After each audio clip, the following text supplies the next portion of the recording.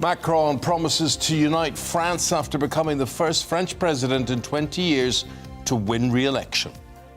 Good morning. It is 6 o'clock on Monday, the 25th of April. This is Breakfast on GB News with Eamonn, Holmes and Isabel Webster. Here's what's leading the news this morning. The Prime Minister has congratulated Emmanuel Macron on winning re-election in France, adding that he looks forward to working on the issues that matter most to both countries. President Macron saw off right-wing rival Marine Le Pen and vowed in his victory speech to be president for everyone. Global military spending's reached a record $2 trillion as European countries up their defence budgets in the face of Russian aggression. The UK was the world's fourth largest spender with a budget of around £45 billion. American Secretary of State Antony Blinken travelled to Kyiv last night for the highest-level US talks with the Ukrainian president since the war began. It comes as President Zelensky once again calls for a meeting with President Putin to end the war. And as always, you can join any of our discussions. Get in touch by tweeting us at GB News or by emailing gbviews@gbnews.uk. And remember, while you're on that email, you can vote for us at the Television Radio Industry Club Awards. If you go to trick.org.uk, there it is there on your screen. Vote early, vote often, and you can't vote after Thursday. Yes, so we'd really in. appreciate if you have a go, because it's a big thing for us. So it is. We're not even a year old as a TV station, and yet we're there. We're on the long list. We'd just like to make the short list, and that would be very good. See if you can help us. 6:01 is the time.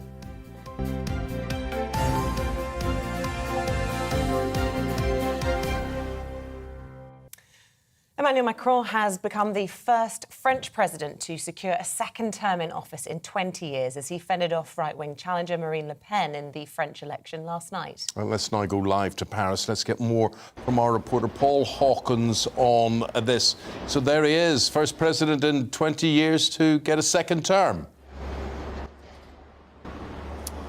Yeah, that's right, Eamonn. It's a significant victory for Emmanuel Macron because of what you've just stated, and also because he's the first president in the Fifth Republic, that is since, going way back to the early 1960s, to have been re-elected while in control of the government. And that is key, because at the moment he controls the French Parliament. And the reason why the papers this morning are saying things like un nouveau départ, a new departure, and then this one, big victory, but big challenges, because in a couple of months they're going to have French parliamentary elections. The Legislative Assembly, the kind of our equivalent of the House of Commons, is going to be they're going to go to the polls on that. And there's 577 seats in the French Parliament. At the moment he controls 263. To get an absolute majority you need 289. So for the last 5 years they've been doing little deals, legislation by legislation, to get their stuff over the line. But what they're saying is that the forecast here is that is going to be smashed. A snap poll yesterday after that result came out said 63% of the electorate want Macron to lose his majority in Parliament, which means that for the next 5 years it's going to be very difficult for him to get things done.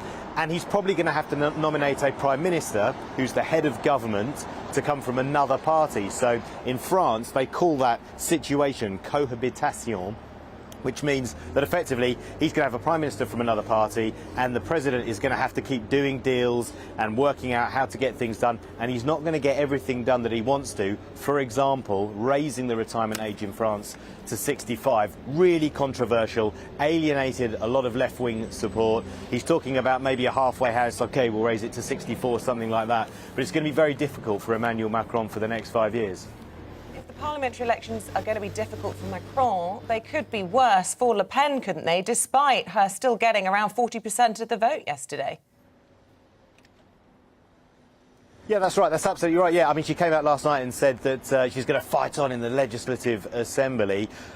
And she may even stand in those elections too, which doesn't rule her out of running for president again in 5 years' time. But yeah, it is going to be difficult for her because of the system they use in the Legislative Assembly. It's a little bit similar to first past the post, not exactly, right? But essentially it marginalises the smaller party. So it is going to be difficult for her in those elections. They're expecting the far left to do quite well. La France Soumise, who came very close third in the presidential election. Jean-Luc Mélenchon is their leader, but he's expected to play a significant part. He's already said, I want France to make me Prime Minister. So, you know, Emmanuel Macron is not going to have everything his way. And for Marine Le Pen, those elections are going to be difficult because of the system they use.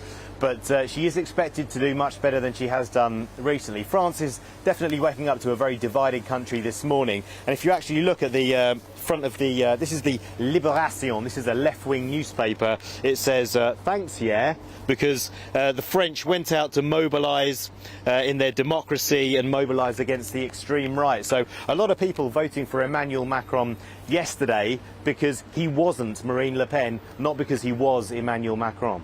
OK, no left representation. Paul, thank you very much indeed. Let's find out why that is. Professor of International Studies at the University of Birmingham. We say good morning to Scott Lucas. Scott. Very good morning to you, sir. Yeah, so Scott, just pointing out, you've got a rerun of the last presidential election. You've got two right of centre candidates. Why is there no left representation? Where's it going wrong for the left?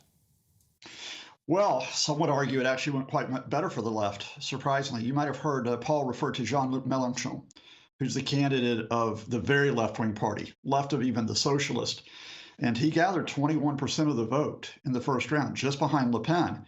The problem for the left, or the traditional left, is that the Socialist Party only got 1.5%. And the problem for the traditional center-right is that the Republican Party only gathered about 5%. So in this election, what it meant is that you had sort of a dispersal, a fragmenting of the entire French political spectrum.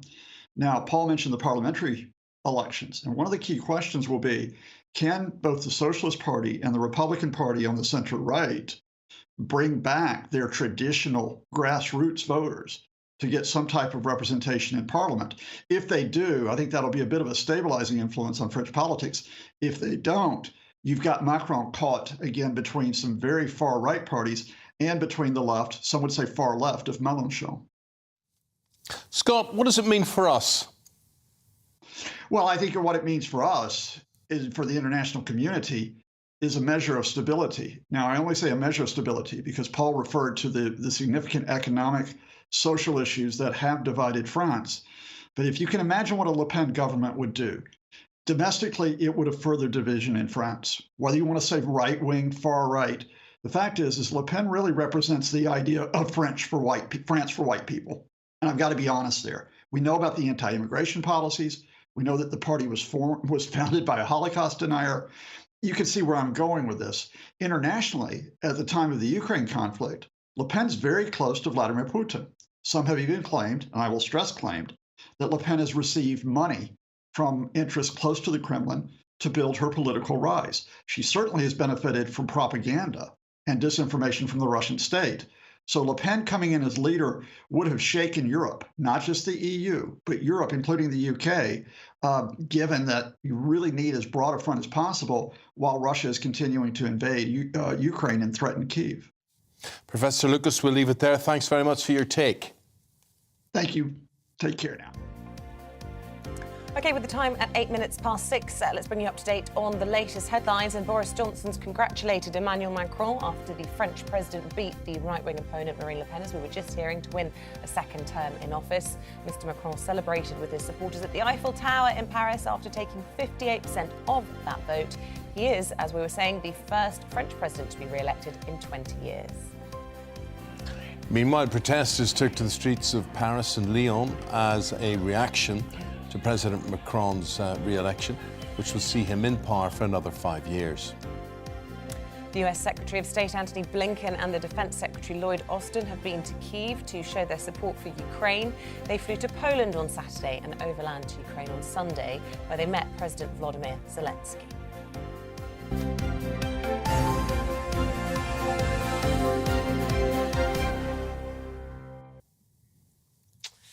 Well, after another turbulent week for the Prime Minister, Boris Johnson will now attempt to put controversy and unrest in his own party behind him ahead of local elections at the start of May. We're joined in the studio now by the head of political polling at Opinium, Chris Curtis. A very good morning to you, Chris. We look at what's happened in France and the elections yesterday and, of course, look ahead to our own local elections next week. Any sort of connection between the two, do you think? Well, I mean, I hope that there'll be one way that the local elections will be similar to the French presidential elections, and that's that the polls will be right, because that's obviously what I'm always judged on, and French something I polling hope. notoriously accurate, which people don't say about British polling. This time round, it certainly has been, and we're working as well to try and make polling here as accurate as possible. But the thing is, you're not so sure these elections are going to be as bad as everyone else is predicting. I don't think they'll be as bad as everyone else is predicting in terms of for the government, of course. For the government, mainly because of where these elections are taking place. They're disproportionately taking place in London. I mean, London's been a disaster for the Conservatives, but it will probably just continue to be a disaster for the Conservatives rather than get any worse. And I think actually people are judging on whether things are getting better or worse for the Tories. And unlike if these, elections were taking place in other parts of the country, it probably won't look so bad for them in London. But actually, probably one way that this will be different, I think, from the French presidential election is that obviously Macron was an incumbent. He's won a second term. He's got back into power. Boris Johnson will obviously be hoping to do the same thing in a general election in a few years' time. But he's got a lot of work to do to turn those numbers around between now and the next general election if he wants to have that Macron re-election success, because at the moment, things aren't looking particularly good for him in the polls. I was reading in the Mail this morning that Boris Johnson's personal ratings are beginning to claw back. Is that something that you're seeing? Yeah, that's probably true. They're certainly not getting any worse, and they're not as bad as they were earlier in the year, around January, say, when Partygate first hit. I think there's a sense that Partygate has done all of the damage it possibly can do. So when we continue talking about it, actually, it's not really making Boris Johnson's any worse. Has it? Sue Gray's yet to report. Well, I think everybody's made up their mind on Partygate. Everybody who doesn't like the Prime Minister and the way he's behaved has decided so. Yeah. And Boris Johnson's now coming out in response to Partygate and going, yeah, I messed up, but I want to focus on all of the issues that are important. And it's those that are going to decide the results of the next I think he apologised something like 35 times in the Commons on Tuesday, didn't he, the Prime Minister? But look, I was also reading in the papers this morning that this the famous 1922 committee that has this threshold of 54 letters has got something like 46 now, many of which are post-dated after next week's elections. So I wonder whether or not, these elections will go through sort of relatively, badly, but in an expected way, given, as you say, where they are, and then there could be more trouble then. Yes, it could be. I mean, or the Sue Gray. Obviously, I'm saying that I don't think Partygate will necessarily have that much more impact among voters, but ultimately, it's going to be Conservative MPs that decide Boris Johnson's future. And while the polls aren't getting much worse for Boris Johnson, I actually think that his situation in Parliament is. This week has been, I think you described it as turbulent, but it's been particularly turbulent in Westminster, not necessarily in a way that most voters will notice, but by sort of walking Tory MPs up the hill to vote against a Labour motion, just to walk them back down again to to not bother voting on it at all and sending them all home. I think that showed a lot of Tory MPs that Boris Johnson doesn't necessarily have it together. His new organisation potentially isn't quite working how it should be. And that, I think, has meant that lots of them are more willing to put in letters than they were a few weeks ago. That being said, his response to the whole Ukraine situation has been world-leading. Many people have been very impressed by Boris Johnson's handling of that, not least President Zelensky himself. Yes, and also when you ask the British public, they say the same thing. I mean, it's very, very hard at the moment to find an issue that the British public think the Prime Minister's doing a good job on, whether that's crime, immigration, managing the cost of living crisis. The one exception to that is his response to Ukraine, where, but actually by quite a bit, people think that Boris Johnson has got the calls right. Chris, what about the issues that matter most to the electorate there?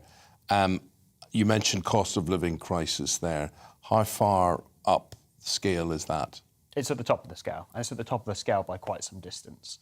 And look, I still think that the next general election, or the political weather for the next year or so, is basically going to be determined by how the Prime Minister reacts to the cost of living crisis. At the moment, the public do not think he is doing enough in response to rising energy bills, rising costs at the petrol pump. They think he and the Chancellor should be doing a lot more. I think actually the biggest political danger to him is that he doesn't listen to those calls from the British public, doesn't end up doing more, but also doesn't really make the case about why he can't do more. If he doesn't want to do more, he needs to make the case for why he doesn't feel like he can do more. And they're not really doing that at the moment because they keep being distracted by everything else that's going on. And what about in the local elections? Is that becoming, the centre topic for on-the-doorstep campaigning as well? I mean, from what you hear from different political parties, I think it certainly is. And I think Labour is hoping, there's lots of reasons why I'm not convinced Labour's going to do particularly well, but they're hoping they can use these cost of living arguments to make the case that the Conservatives are letting down people in their communities. OK, Chris, thank you very much indeed. Chris Curtis is a pollster, and we're going to be looking ahead at those local elections right after the break, and in particular, Northern Ireland. We're going to be doing that. Now, if you've got a view on all of this, you can email us, gbviews@gbnews.uk. Chris was saying it's cost of living that matters most to any of you when it comes to a local election. Any other issues that you want to get off your chest? You can also tweet at GB News. Let us know your thoughts. See you in a sec. Looking ahead to today's weather, and the UK is looking bright for many. However, there will be some showers across England and Wales. Let's have a little look at those details. Zooming into the south and west, and for much of the region, it will be dry with some spells of sunshine. However, 1 or 2 showers may develop, especially across that eastern area. Moving further towards London, and the showers are more likely to be widespread across the southeast of England and across East Anglia, with 1 or 2 heavier showers also possible. Parts of Wales may also see a few showers today, but many more here will remain dry with some spells of sunshine across most of the region. The majority of the showers across the Midlands will initially be in the east, but they will become more widespread as we head throughout lunchtime. There'll be some sunshine though, especially in those western areas. Northern England may become a little bit cloudier for a time, and especially into the early afternoon, some showers are likely in most places. Eastern areas though will tend to brighten up again before we move to the middle of the afternoon. Moving up into Scotland, and for most people here it will be dry with some good spells of sunshine, although cloud may continue to linger across the Moray Firth region. Across to Northern Ireland now, and we'll hopefully see some cloudier skies but not too many showers. Some brightness will also be breaking through, temperatures reaching 12 Celsius here. The remainder of the day will see little changes, however for all it will be cooler than the weekend. And that's how the weather is shaping up for today.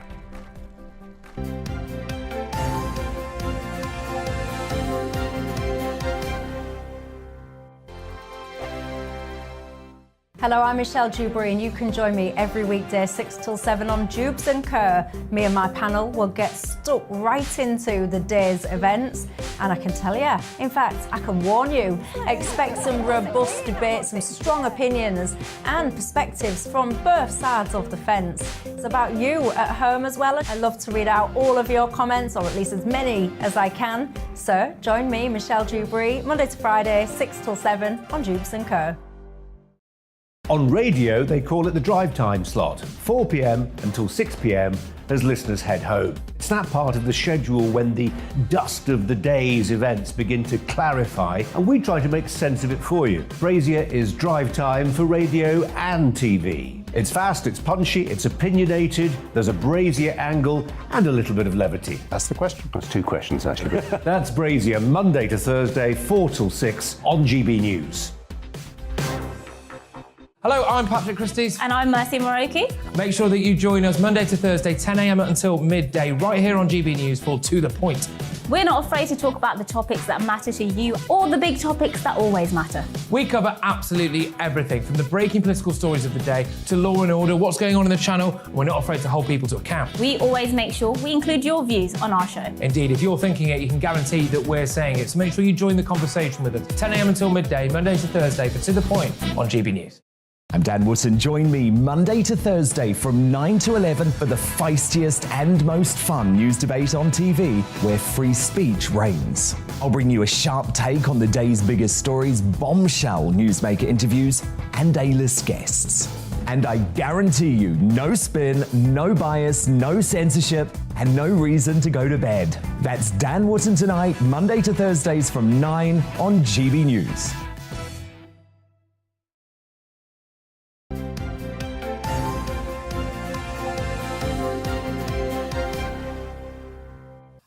Welcome back. The emails are coming in. We've just had an email in from Glasgow. Hi, I voted for GB News in all categories that I could. Thank you very much indeed, Maureen. Who's this? Maureen. Hello, Maureen. She says, I love you both being on in the morning. Great banter. Any news channel that has Biggins reviewing the newspapers is a winner. Absolutely right, Maureen. We've got Biggins in this morning doing the papers for us. He's always you're going to see him entertaining. in just over 10 minutes' time. So thanks for that.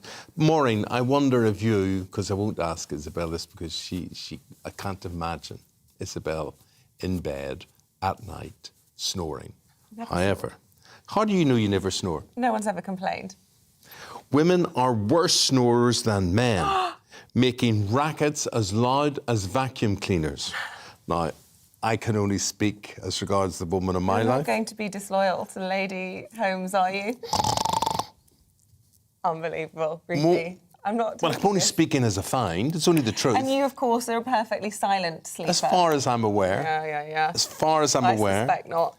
More men moan that they're being kept awake by their partners than women moan about this. That's because men moan more. That's why. And they estimate their bedfellows' snores reached 80 decibels, similar to household gadgets like vacuum cleaners. Women gauge that their sleeping partner's racket at just 70 decibels, which is the same noise, they reckon, as if you flush the loo. It's not the one-off noise that annoys me. It's the incessant... Yeah, well, I don't want to ask personal questions, but I've heard sleeping on your side is better for that. Just roll her over. Just push her over. No, I think what it is I can't believe we're doing this. I am very considerate, I'm very tolerant, and she will tell you that I allow her to snore because I think she works really hard, and I look and I think, bless her, she's enjoying her sleep. Yeah, she's a good sleep. Well, that's sweet. And I leave her there. So, look, I just really want to know from you, the headline on the front of the Star today is Snore, Blimey. And so, women, in your experience... Such nonsense. Sexist nonsense. Well, it's obviously scientific fact. It's nonsense. Right, so... Come on, girls. If your partner... Who is the snorer in your relationship? Let us know. Could be both, or it could be neither. At GB News is the Twitter address, or the email is gbviews@gbnews.uk. And while you're there and you're logging on to that email, remember, go onto that Trick website and look that up, and there it is there, where you can vote for our programme or you can vote for us individually Just if like you Maureen. want. Be more Maureen. Be more Maureen. And the email there, or the website is trick.org.uk, and you've got to do that by Thursday. Really appreciate that. Now, look, we are talking a lot about elections this morning. We've been talking about France, talking about our elections here in England next year, and just 10 days now until the Northern Ireland Assembly elections are taking place. And over the last few days, protesters have taken to the streets to oppose checks on those goods crossing the Irish Sea, all, of course, part of that Brexit deal. Well, our man Dougie Beattie travelled to the fishing village of Strangford on the Ards Peninsula to find out what issues... What? Showing off now. What, like the way you say, Macron, President Macron. I keep saying, Isabel, cough that out. All morning I'm going... Isabel's going, I can't say it any other way. Macron. Well, his name's Macron. No, his name's Macron. Macron. I don't do that. You're That could be worse. Oh, Thanks you're on the Bealers such on, a snob. It's not snobby. I can just speak French. So just you can't. Well, so when Isabel's speaking this morning, I just honestly stand. She just wants to clear her throat. Meanwhile, President Macron. Anyway, here's Northern Ireland. This is Strangford. In our elections, Assembly elections, what matters most to voters there? Here's Dougie's report. The constituency of Strangford stretches from just outside Killilea, around Strangford Lough and the Ards Peninsula. It is mostly unionist and is seen as a socially middle-class area. Its small towns and winding highways link one large town to a mostly rural and agricultural population. It also plays host to one of Northern Ireland's largest fishing fleets. Newtown Ards is the largest town in the Strangford constituency. Over the past 30 years, it has lost most of its manufacturing. It has the same social and economic problems as most UK towns. But to win in any PR election, management of the vote in places such as this is crucial. The population here is around 90,000, with about 67,000 able to vote. In the last election, however, only about half of that turned out. So what do voters want? Health. Plain and simple, health. Don't like going off your own agenda, like just be honest with people. Sort out the fuel crisis and sort out just the cost of living, get us all back onto an even keel again. Education, health and environment. Getting the health service sorted out. 56,000 people in Strangford are between the ages of 16 and 64, and family ties are strong here. But the young traditionally will vote for the more liberal parties. The DUP currently hold 3 seats, the UUP and the Alliance 1 apiece.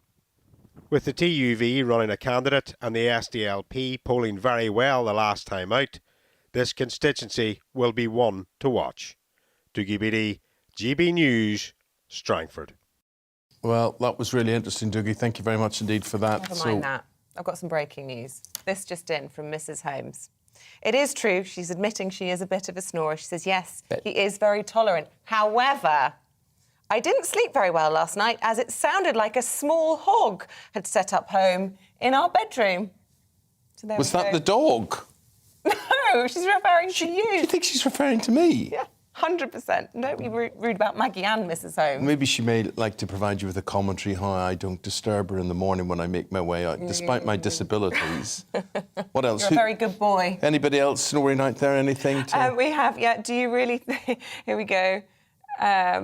This one says, sorry, my wife Jill is a terrible snorer. She's the first to admit it. I think she's quite proud, actually. Who is this from? Who's this? You could this is tell us. Nigel Lewis in Weymouth. Nigel, whose wife is Jill, in Weymouth.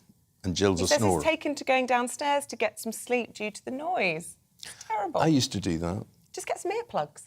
No, you can go down to the couch. No, thanks. You watch a bit of TV and then you maybe doze If my off husband after starts to snore, he's the one who's out. that. Is that right? Yeah. No? Mm. Sure, that's right.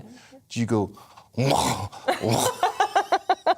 Leave the room. Bonsoir. Leave the room. Bye-bye. Oh. That's Isabel's French Do you have accent. relatives in Belgium? Just Macron. say. Macron. Anyway. Please do stay with us. We'll take a break there with the time at 6:26. We're going through the newspapers. Nabila Ramdani doing that, along with Christopher Biggins. Hope you can join us after this.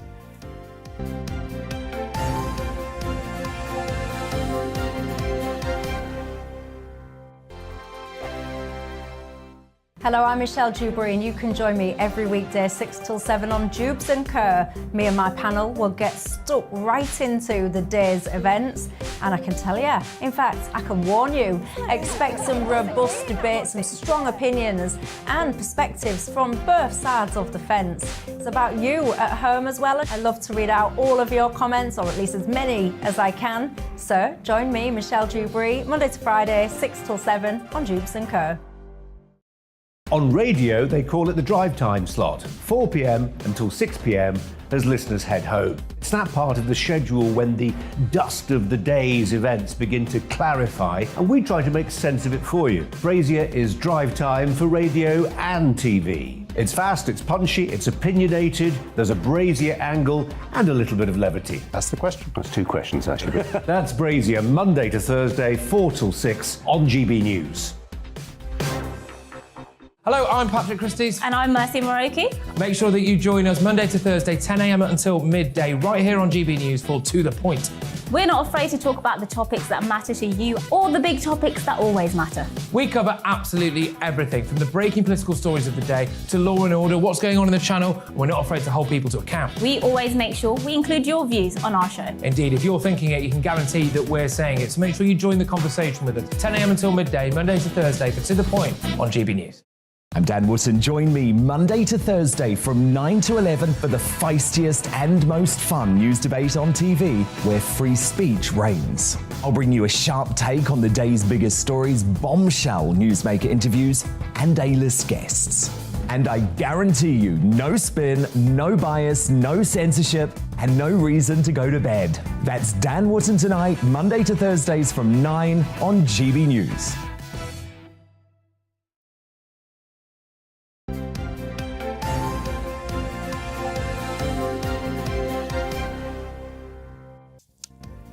The time approaching 6:30. A very good morning to you. This is Breakfast on GB News with Eamonn Holmes and Isabel Webster. The Prime Minister Boris Johnson has congratulated Emmanuel Macron after the French president beat the right-wing opponent Marine Le Pen to win a second term in office. Mr Macron celebrated with his supporters at the Eiffel Tower in Paris after taking 58% of the vote. He is the first French president to be re-elected in 20 years. Meanwhile, protesters took to the streets of Paris and Lyon as a reaction to the president's re-election, which will see him in power for another 5 years. The Prime Minister is reported to have written to the Deputy Labour leader Angela Rayner to say that misogynistic claims about her are not in his name. It follows a Mail on Sunday report in which an unnamed Conservative MP said Angela Rayner crossed and uncrossed her legs during Prime Minister's questions to distract Boris Johnson. The Duke of Cambridge will lay a wreath at the cenotaph and attend a service at Westminster Abbey to commemorate Anzac Day. It marks the anniversary of the start of the First World War Gallipoli landings and is a national day of remembrance in Australia and New Zealand.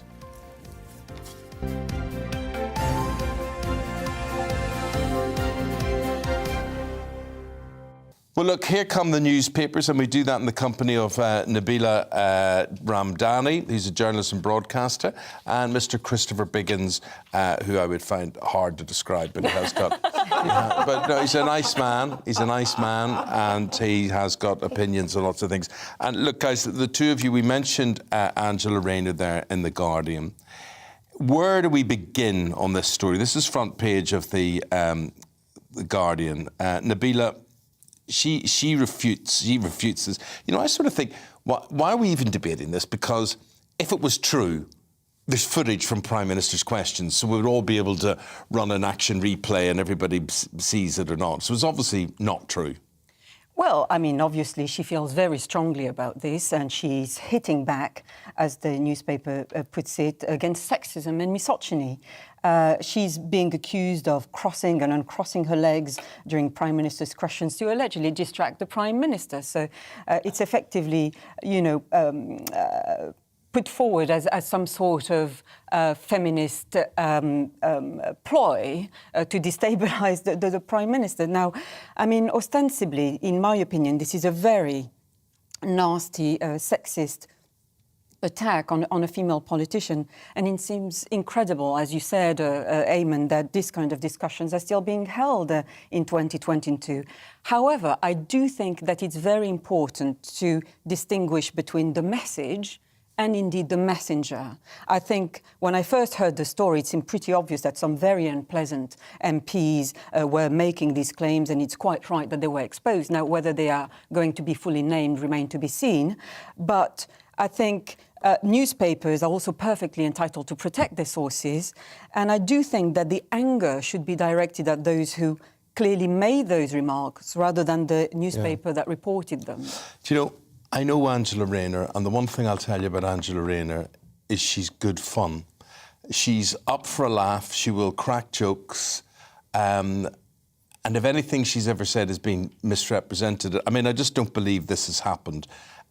But, you know... Well, her defence was just perfect, wasn't it? I've just basically been accused of being a female and wearing clothes, because you can bet every single person on that front bench crossed and uncrossed their legs during some stage during debates or PMQs. It's just a fact. We all shift and move. Part of the human condition. And I don't think nobody, and certainly Angela Rayner herself, she's not scared of criticism. She thinks it's perfectly fine, and she can give as good as she gets, which is also excellent. But I think she's particularly angry at the fact that if we start reducing our interactions to nasty comments about how we dress, then it is outrageous, and it's very appropriate that we should call out this kind of behaviour. Perhaps she was auditioning for Sharon Stone. You know, there's a new movie coming out. You know, perhaps she wanted to play that part. Perhaps she feels, or a lot of people feel, that the Prime Minister could have been distracted. This was a weapon that he may succumb to, or it could be a weapon that It is so ridiculous. What would they come up with next? You know. Well, I think it's with Angela Rayner, Nabila, that she is different, that she certainly doesn't conform to a stereotype. She is an individual, her hair, her dress, the way she speaks. And I do think that, and I find this particularly with women towards Angela Rayner, a lot of women are quite threatened by Angela Rayner.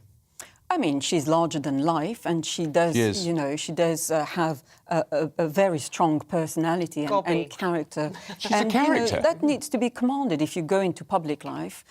You know, you need to have something about you that, because, you don't want to be a coy little thing. And she's perfectly good, again, at handling criticism. But I think more generally, I think the way females are treated in public life is pretty obnoxious nowadays, whether we're talking about politicians or indeed in other fields. What about the Mail running this story? And there have been calls for the journalist involved in this to have his parliamentary pass taken away from him. Well, again, I don't believe in that. I don't believe in chopping heads. I think, the primary people who should be called out and exposed are the ones who made the remarks and not the newspaper which reported those remarks. OK. Christopher, should we talk about the cost of living? Obviously, we were hearing this morning that it's #1 on the list of issues at next week's upcoming elections. This has been covered on the front of the Express and the Mirror this morning. Yeah, I mean, it's it's the pensioners who are going to suffer. And being a pensioner myself, I'm interested in this. But I mean, the cost of living is going to go way, way above everyone's expectations. I mean, I just don't know how we're going to cope. I'm not myself, but I mean, pensioners, it's really bad for them. Everything seems to be going up, and they don't know where they're going to get the money from. I mean, it's bad enough because the pensions didn't go up, and so they've got to live on that pension. Some people that's all they have. What is that, 7,800 a year or something, I think it is, exactly. Yeah. So it's nothing. And the inflation, I believe, has gone up 6.2%. The highest since 1992. Yeah. So it is a problem. I mean, it's bad enough that we can't heat people's houses, but pensioners really need to be warm and need to have food. I mean, I don't know what's going. Food banks, I suppose, will just come into power even more than they are. They become normal. Yeah. Although they're struggling, aren't they, with demand? They're saying food banks just overwhelmed by people expecting help. Absolutely. And could I just say to people who do organise collection on behalf of food banks, yes, the big supermarkets and whatever donate to this, but a lot of people go out of their way in their street to organise collection points, and people are very good Which about is brilliant. Yeah. I mean, I think we are a nation of looking after other good people, and like pensioners. I mean, everybody. You work so hard as a person, and you come to pensionable age, and you think, well, this is it. I can relax a bit. Yes, yeah. And enjoy my life, but they can't. There's an impossibility of enjoying their life. And this is also reflected on the front page of the Mirror, actually, which carried out a poll that reveals 52% of households will be unable to pay their bills within months. And the survey shows that 5.3 million already have to choose between heating and indeed eating. So, I mean, you have to, it's remarkable that the newspapers are covering these stories. I think this hits the knock-on effect of this. People haven't even thought about this or budgeted for this, but it means people will not take holidays. They will not have a Friday night out at a restaurant or invite people round to their home or whatever it happens to be. There's just any excess spending at all will be reined in, and that affects the whole economy then. But also it shows how our global economies are effectively interlinked. I mean, we have to link it to what's going on in Ukraine. And, stories like this are inevitable as long as the war goes on. It has repercussions in every field of life. So here's my point about that. Why aren't we more self-sufficient? We talk about energy security, but why not food security? There was a day that we grew our own wheat and corn. Well, on that, I've just had a tweet, actually, in the last few moments. Bruce Jobson, farming is being squeezed on all sides. Absolutely. Sadly, low-income British families are having to pay the price. And it's a knock-on, isn't it? It's, ends up in the supermarkets and... Well, that's one of my other stories in the Mail is the cooking oil rationing. Yes. Which is bizarre. I mean, Well, it all comes from sunflowers and they're grown in Ukraine. That's right.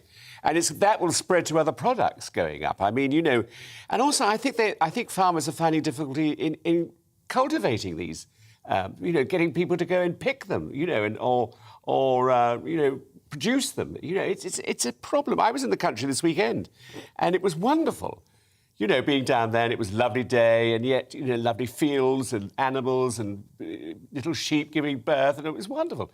But, there's a real problem. Yeah. Could you make, I mean, as wonderful as a tourism day out, whatever, could you make a living off it? That's the question. Exactly. That's what it's about. So they're actually suggesting from this article in the Mail that rationing with that cooking oil may happen. Yeah, well, some supermarkets already are only limiting the amounts of bottles of oil you can buy. Are they really? Tesco's, I think, yeah.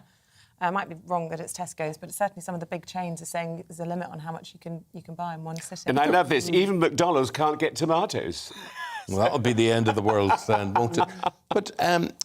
But there's other oils you can cook with, aren't there? Well, yeah, we do a lot of rapeseed in this country. Yeah. You see all the yellow fields everywhere, and I think where I've got family in Somerset, and everywhere is yellow fields, and we buy all the oil I think from the only there. thing wrong with that is the name of that seed. What, rape? Yes, absolutely. Go and say, why on earth is it called that? No, I do. It's really foul. It makes me think. I agree. Beautiful fields of this stuff, and then you got that awful name associated with it as well. But what about olive oil? You can use olive oil, can't you? Well, olive oil is the best. Apparently, it's not. I was going to say, apparently, it's not the best for cooking. Is it not? Maybe for seasoning, but from what? Olive oil. Olive oil. Yes. Yeah, that's right. Yeah. That's... OK, should we talk about antidepressants, Nabila? This is inside the Telegraph, page 2, and according to Unison, a quarter of paramedics are on antidepressants. Now, instantly, I think that must be something to do with the awful shifts that they're having to do and all the trauma that they're seeing. But what do I know? What are they saying? You know what? I actually haven't read the story. Oh, dear. I'm sorry. But it doesn't surprise me at all. I mean, in the context of, we've been effectively locked up for long periods of time during lockdown, and it has been established that it has affected people's mental health. These are the pandemic triggered changes in people's lives that they've never experienced before, and we had to adjust to that. And some people haven't adjusted as quickly as others. And as a matter of fact, people are having to readjust their lives. And we are also being told now that we have to live with this pandemic because scientists are telling us that it might re-emerge in other forms. So it's a societal change that will stay with us for a long time. Yeah, this is the union are saying basically that because of the pressure on the ambulance service, and I mean some of it is so farcical because of the wait people have to to get an ambulance to them. This puts tremendous pressures on their membership because of the underfunding with all of this. Yeah, I mean, we've seen how all the staff, the medical staff, the NHS staff have been particularly stretched during the pandemic. And, they have to be commended for their effort. But more crucially, there has to be more money put into those services so as to make life easier for everybody.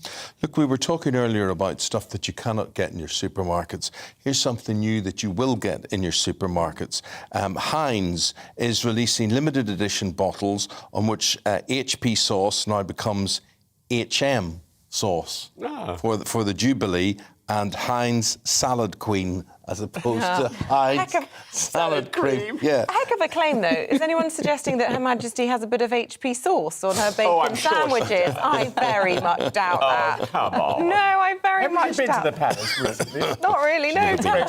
She's never been at all. She's never been. I've never even visited. She sort of lives her glories through me. Really, that's what she does. Eamonn, tell me about that time you met the Queen. So was there HP sauce at that time you had breakfast with Her Maj? Yeah.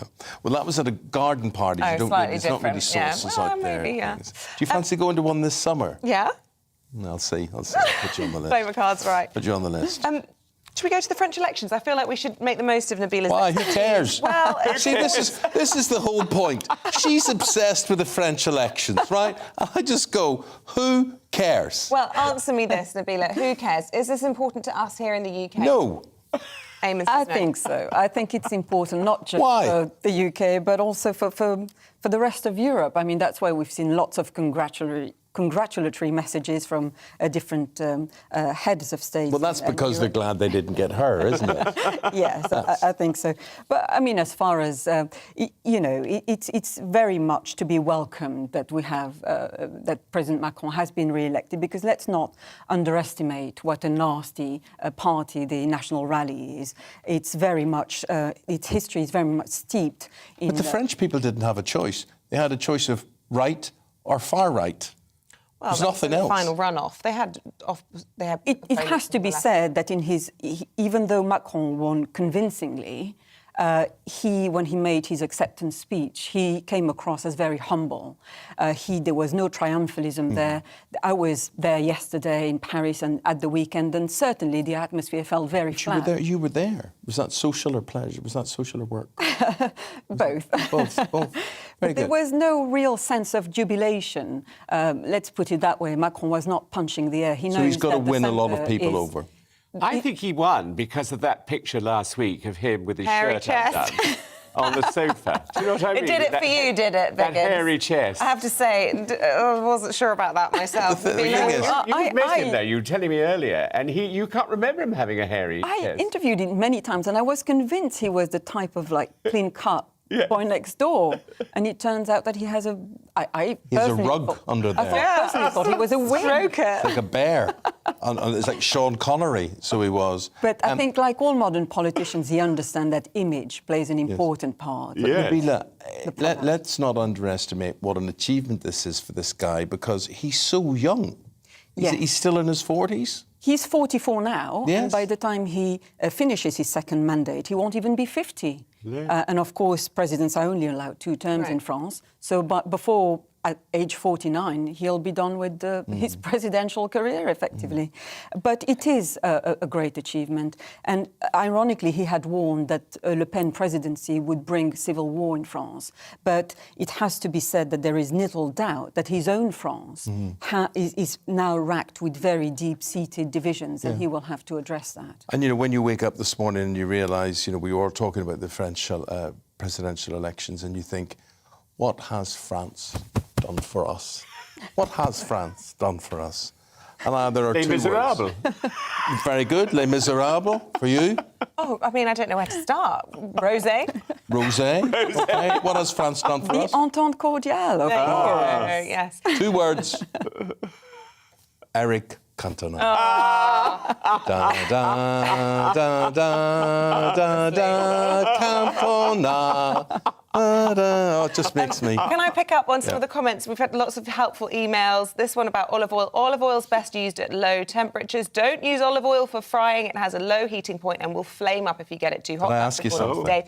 And the term rape derives from the Latin word for turnip, rapa, or rapum, cognate with the Greek word rapis. So there you go. Well, I'm really pleased. Who told us that? That is from Brian Cole. Thanks, Brian. I never knew that. That's incredible. Perhaps we should call it turnip then, rather than... Yes, turnip seed. Yes. Popeye's girlfriend. Yeah. You know who Popeye the Sailor Man? Yeah. He lived in a Popeye the caravan. Sailor, yeah. He fight to the finish because he eats his spinach. He's Popeye the Sailor Man. Yeah. What was his name of his girlfriend? No idea. Oh, come on! No, I can't remember his girlfriend's Olive name. oil. Olive oil. Olive oil. There you go. She was the best. I loved olive oil. It all makes sense. just It all feeds comes together. There you so it go. does. The time is 13 minutes now before 7 o'clock. We say bye to Nabila and Christopher. They're going to be back in 40 minutes' time.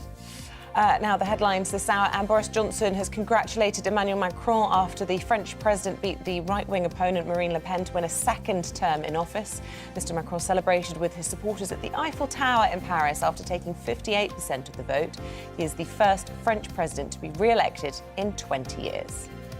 The Health Secretary will appoint a hormone replacement therapy czar amid a shortage of the drugs. Prescriptions for HRT have more than doubled in the last 5 years, with stocks struggling to keep up. Morrisons are cutting prices on over 500 products to try and help its customers coping with the biggest squeeze on their budget since the 1950s. Essential items like eggs, baked beans, sausages and nappies will be 13% cheaper on average. Stop sniggering, Biggins. I must go get my nappies.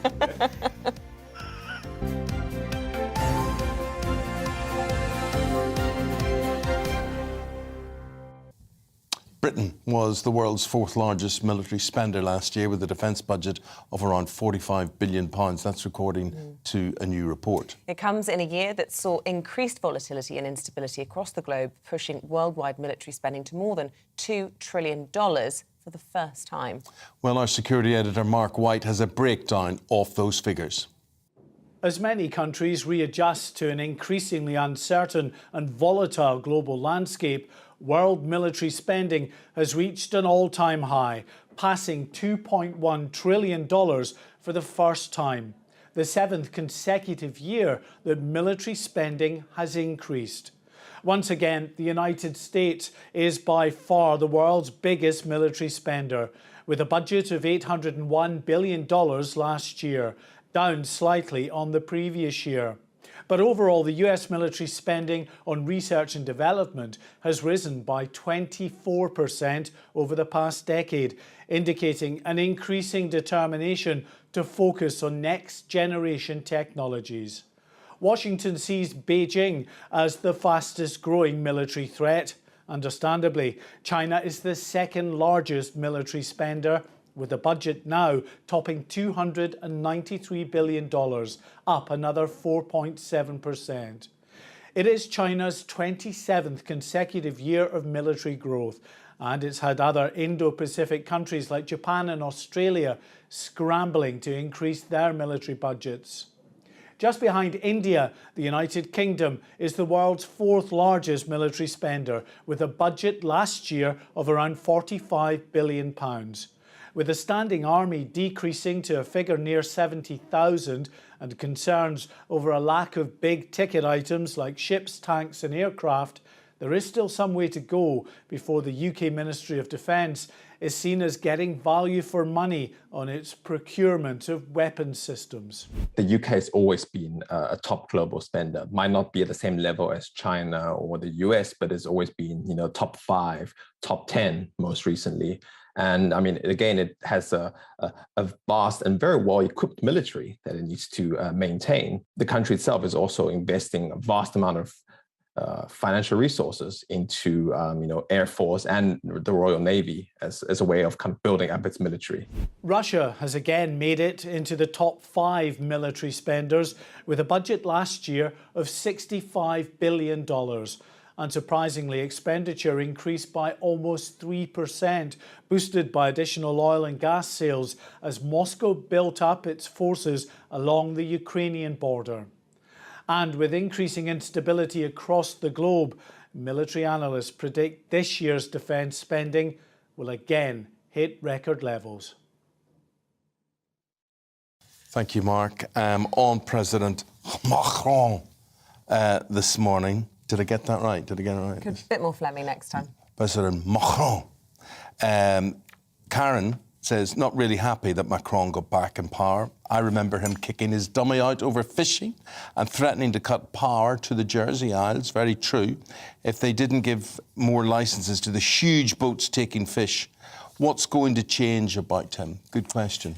Peter, in response to that report we just played from Mark White, says we can always find money to fund a war, but it's not, but not our own pensioners. That's a real shame, isn't it? It's a fair point. Dawn, here she is. How do you say that? Dawn. Dawn. Dawn. Dawn is getting her own back on men. There's this report that women snore much louder than men and more often. Dawn says, oh, no, not in our house. She says, my husband sounds like a sawmill when he's snoring. That is constant. However, that would be one of the sounds I would miss if something happened to him. Aww. So just smile. At least he's safe and well. That's how you feel. That's how I feel about Ruth. I know, she's like a hog, but she's a happy hog. Well, she calls you a hog as well, so there you go, a little hog off. Cliff says, Eamonn, I'm a miserable ... in the mornings, but watching you take the mick out of Isabel's French, I'm nearly... wetting myself laughing. Cliff, thanks a bunch. But don't encourage him. But she's so serious about this. She's a French speaker and she... I'm not, honestly, I could go for it a bit more. I'm toning it down. I'm anglicising OK, so what way would you like to do? Well, I'd probably go Macron.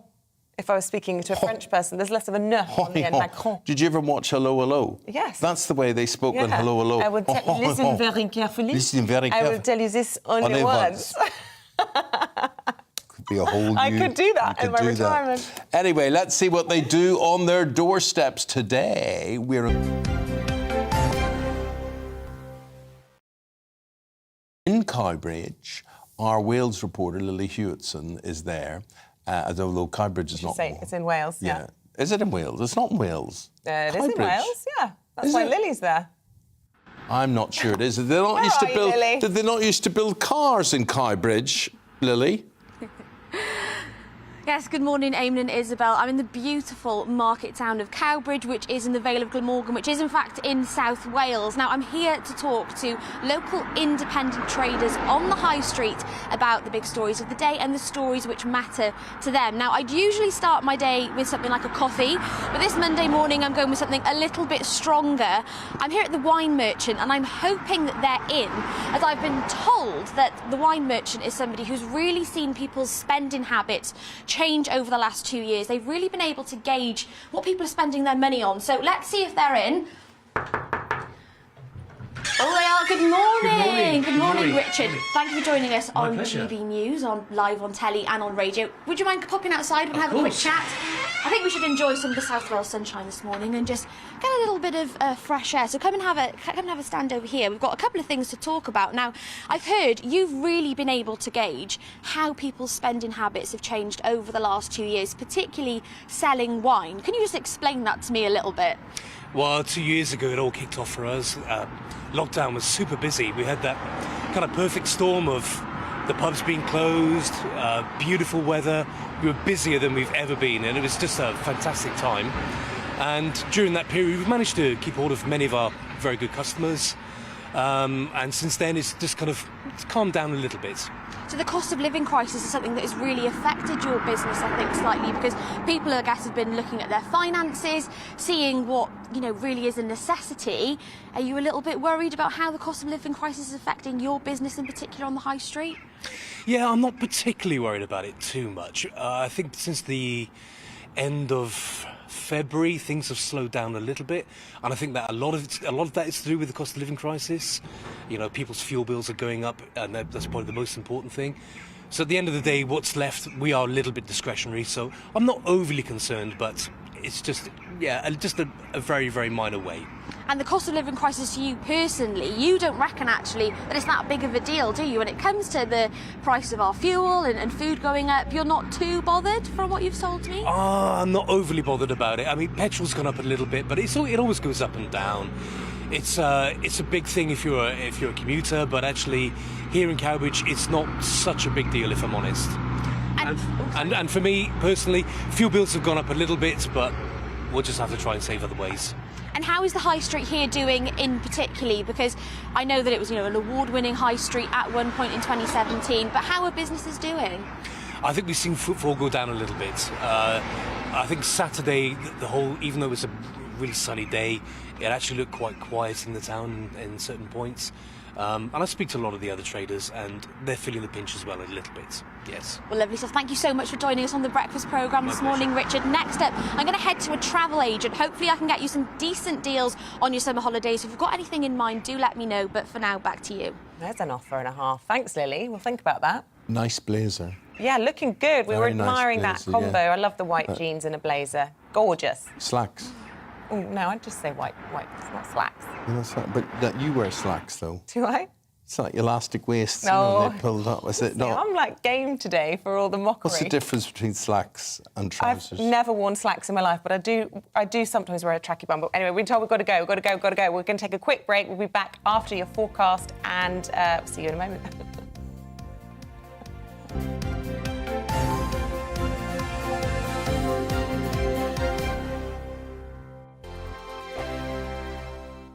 Hello, I'm Michelle Dewberry, and you can join me every weekday 6 till 7 on Jubes and Kerr. Me and my panel will get stuck right into the day's events, and I can tell you, in fact, I can warn you, expect some robust debates, some strong opinions and perspectives from both sides of the fence. It's about you at home as well. I love to read out all of your comments, or at least as many as I can. So join me, Michelle Dewberry, Monday to Friday, 6 till 7 on Jubes and Kerr. On radio, they call it the drive time slot, 4 p.m. until 6 p.m. as listeners head home. It's that part of the schedule when the dust of the day's events begin to clarify, and we try to make sense of it for you. Brazier is drive time for radio and TV. It's fast, it's punchy, it's opinionated, there's a Brazier angle and a little bit of levity. That's the question. That's two questions, actually. That's Brazier, Monday to Thursday, 4 till 6 on GB News. Hello, I'm Patrick Christie's. And I'm Mercy Moroki. Make sure that you join us Monday to Thursday, 10 a.m. until midday, right here on GB News for To The Point. We're not afraid to talk about the topics that matter to you or the big topics that always matter. We cover absolutely everything, from the breaking political stories of the day to law and order, what's going on in the channel. We're not afraid to hold people to account. We always make sure we include your views on our show. Indeed, if you're thinking it, you can guarantee that we're saying it. So make sure you join the conversation with us, 10 a.m. until midday, Monday to Thursday, for To The Point on GB News. I'm Dan Wootton. Join me Monday to Thursday from 9 to 11 for the feistiest and most fun news debate on TV, where free speech reigns. I'll bring you a sharp take on the day's biggest stories, bombshell newsmaker interviews, and A-list guests. And I guarantee you, no spin, no bias, no censorship, and no reason to go to bed. That's Dan Wootton tonight, Monday to Thursdays from 9 on GB News.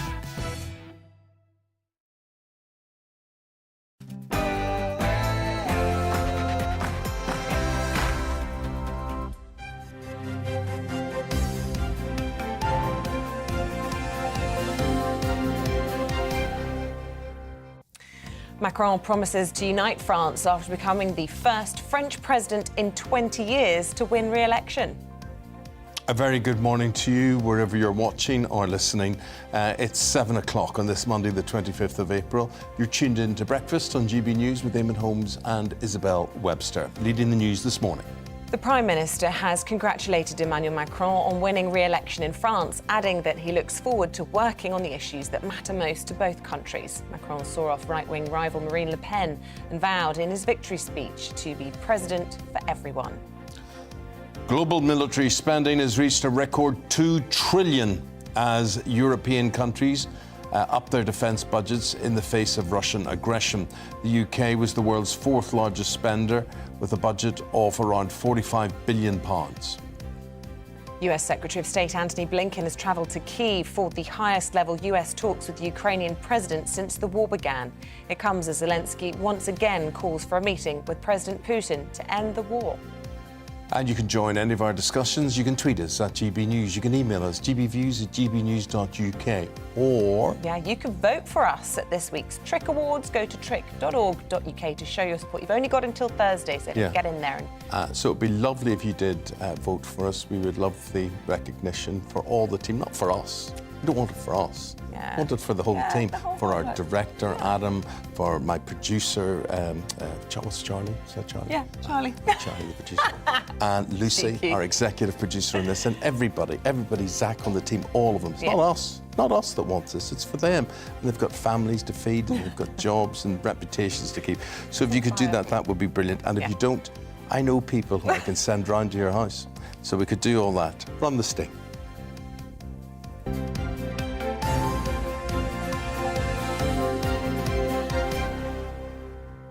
You know, that business of Blinken, the US Defence Secretary in Kyiv, very brave. Do you think? I mean, Boris Johnson's done it. But what a target Blinken would be. I mean, you know, Johnson has done it, I agree with you, yeah.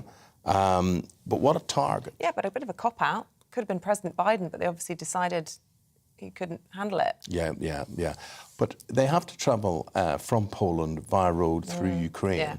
And I would have thought the convoy would be quite easy to spot. Yeah, but equally, if Blinken or Boris Johnson were taken out by the Russians, you know what would result. We do. I mean... We do. Yeah. Meanwhile, in France, Emmanuel Macron has become the first president to... 10 out of 10. Is that OK? Yeah, it's getting better. Did he get the Emmanuel bit right? Yeah, go back on that bit. OK. So anyway, for Macron, it's the second term in office for him, and he is so young. He's early 40s. No one has done this back-to-back presidencies for 20 years, and he was fending off his right-wing challenger, Marine Le Pen. Now, Macron is right of centre, and Marine Le Pen far right. Is far right of centre.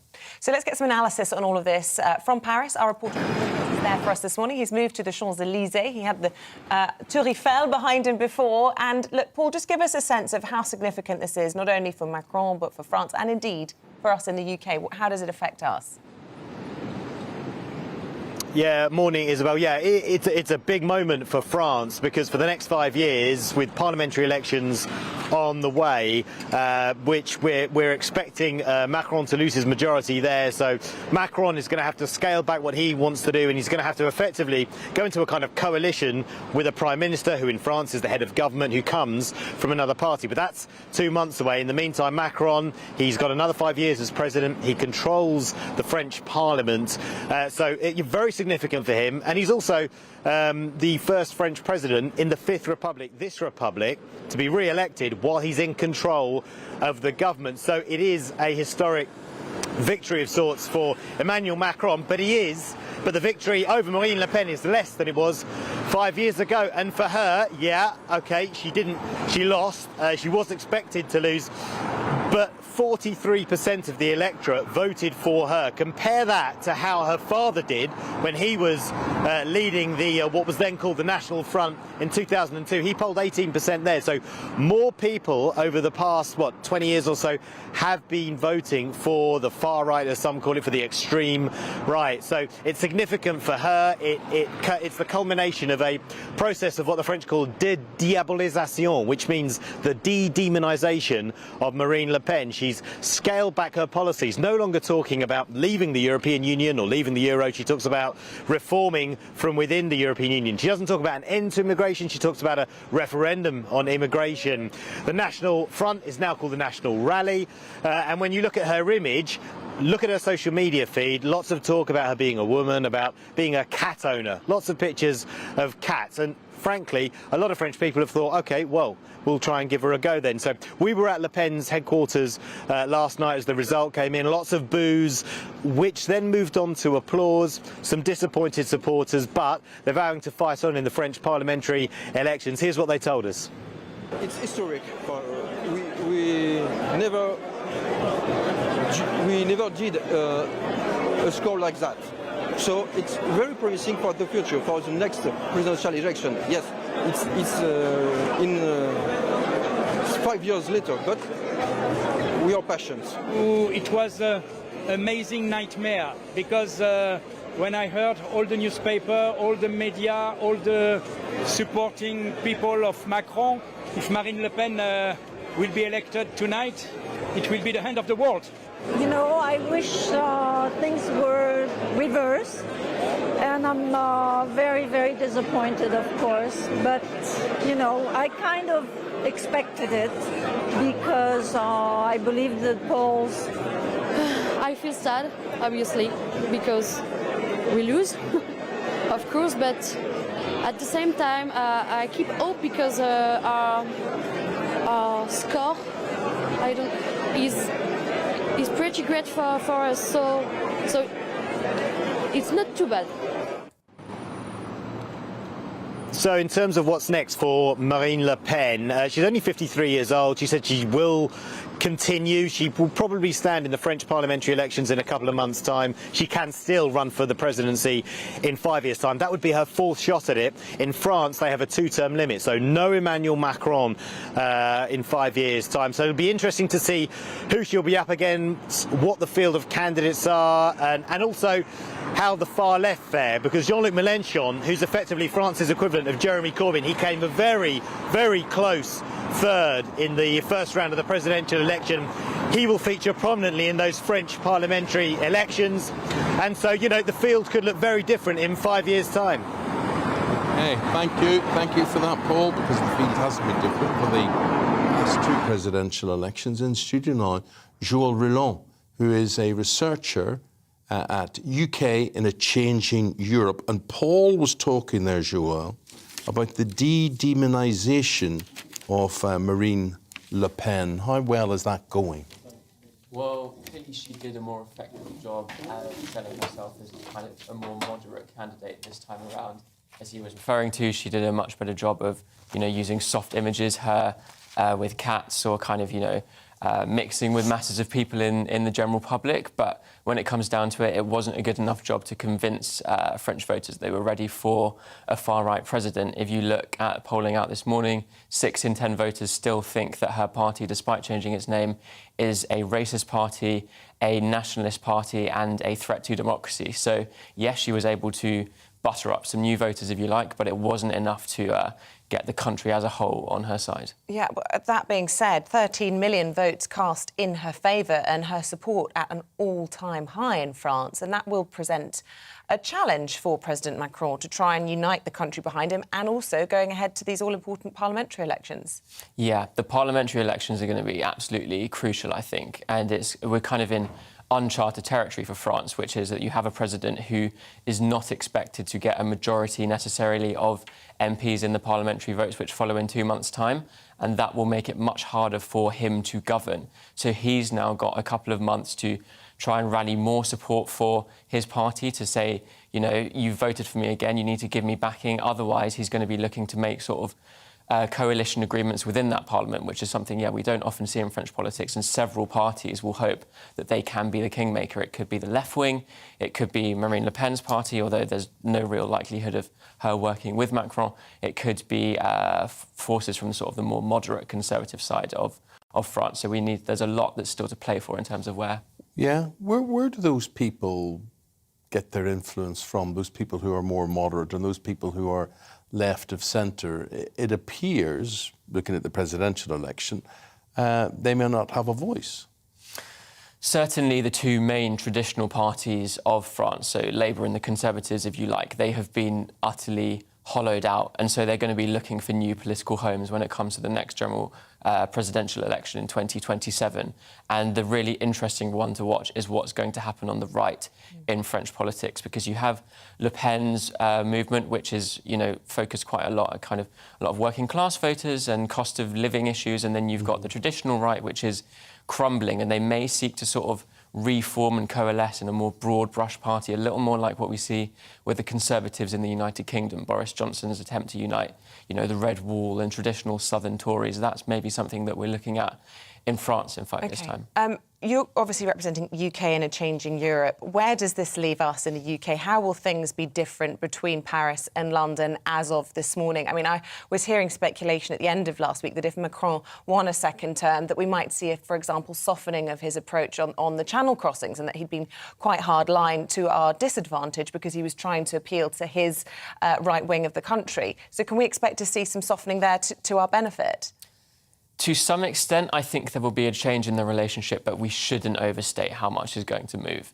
It's certainly true that Macron has been very sensitive to the fact that, communities around either fishing communities or close to Calais, they are obviously important political constituencies, so it's important to be tough in the last 6 months with the British.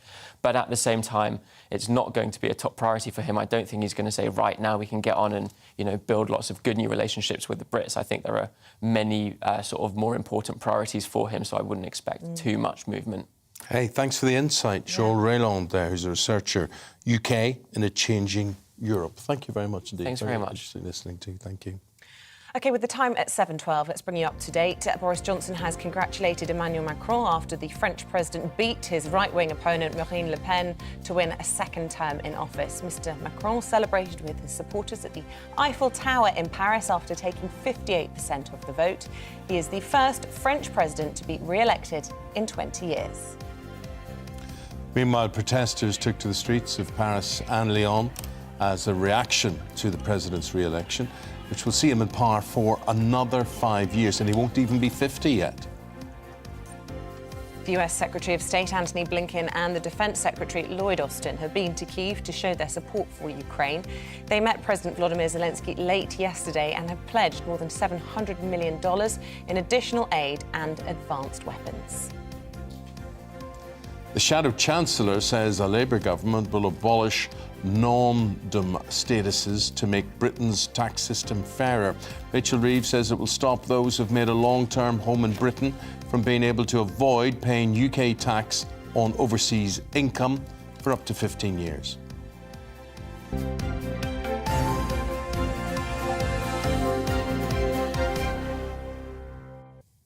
Now, after another turbulent week for the Prime Minister, Boris Johnson will now attempt to put controversy and unrest in his own party behind him ahead of local elections at the start of May. Joining us in the studio is our political correspondent, Tom Harwood. Very good morning to you.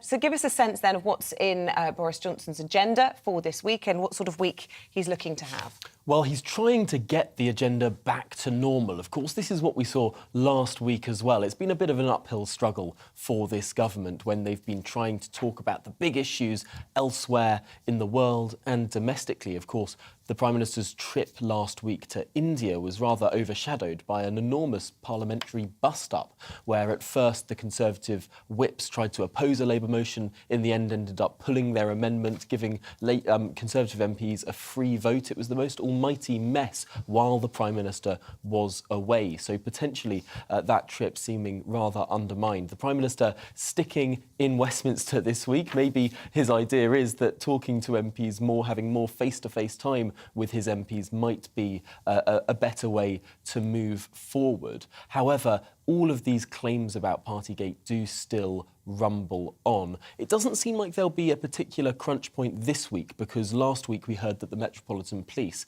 in a statement, announced that they will not be posting news of any new fines until after those local elections on the 5th of May. So really what we're going to see from number 10 is an attempt to try and unify their party. Of course, it's less than 2 weeks now until those crucial local elections, so lots of campaigning to happen, and also a number 10 that's trying to move that conversation on, although no doubt there'll be many, many other things said by unruly backbenchers and opposition MPs. Yeah, interestingly, you mentioned unruly backbenchers. Steve Baker having put the knife in a little bit at the end of last week. And as history tells us, when Stephen Baker puts the knife in, it's often bad news for a Prime Minister. I was reading in Andrew Pearce's column in the Daily Mail, we're going to have him in at 9 o'clock to talk to us this morning.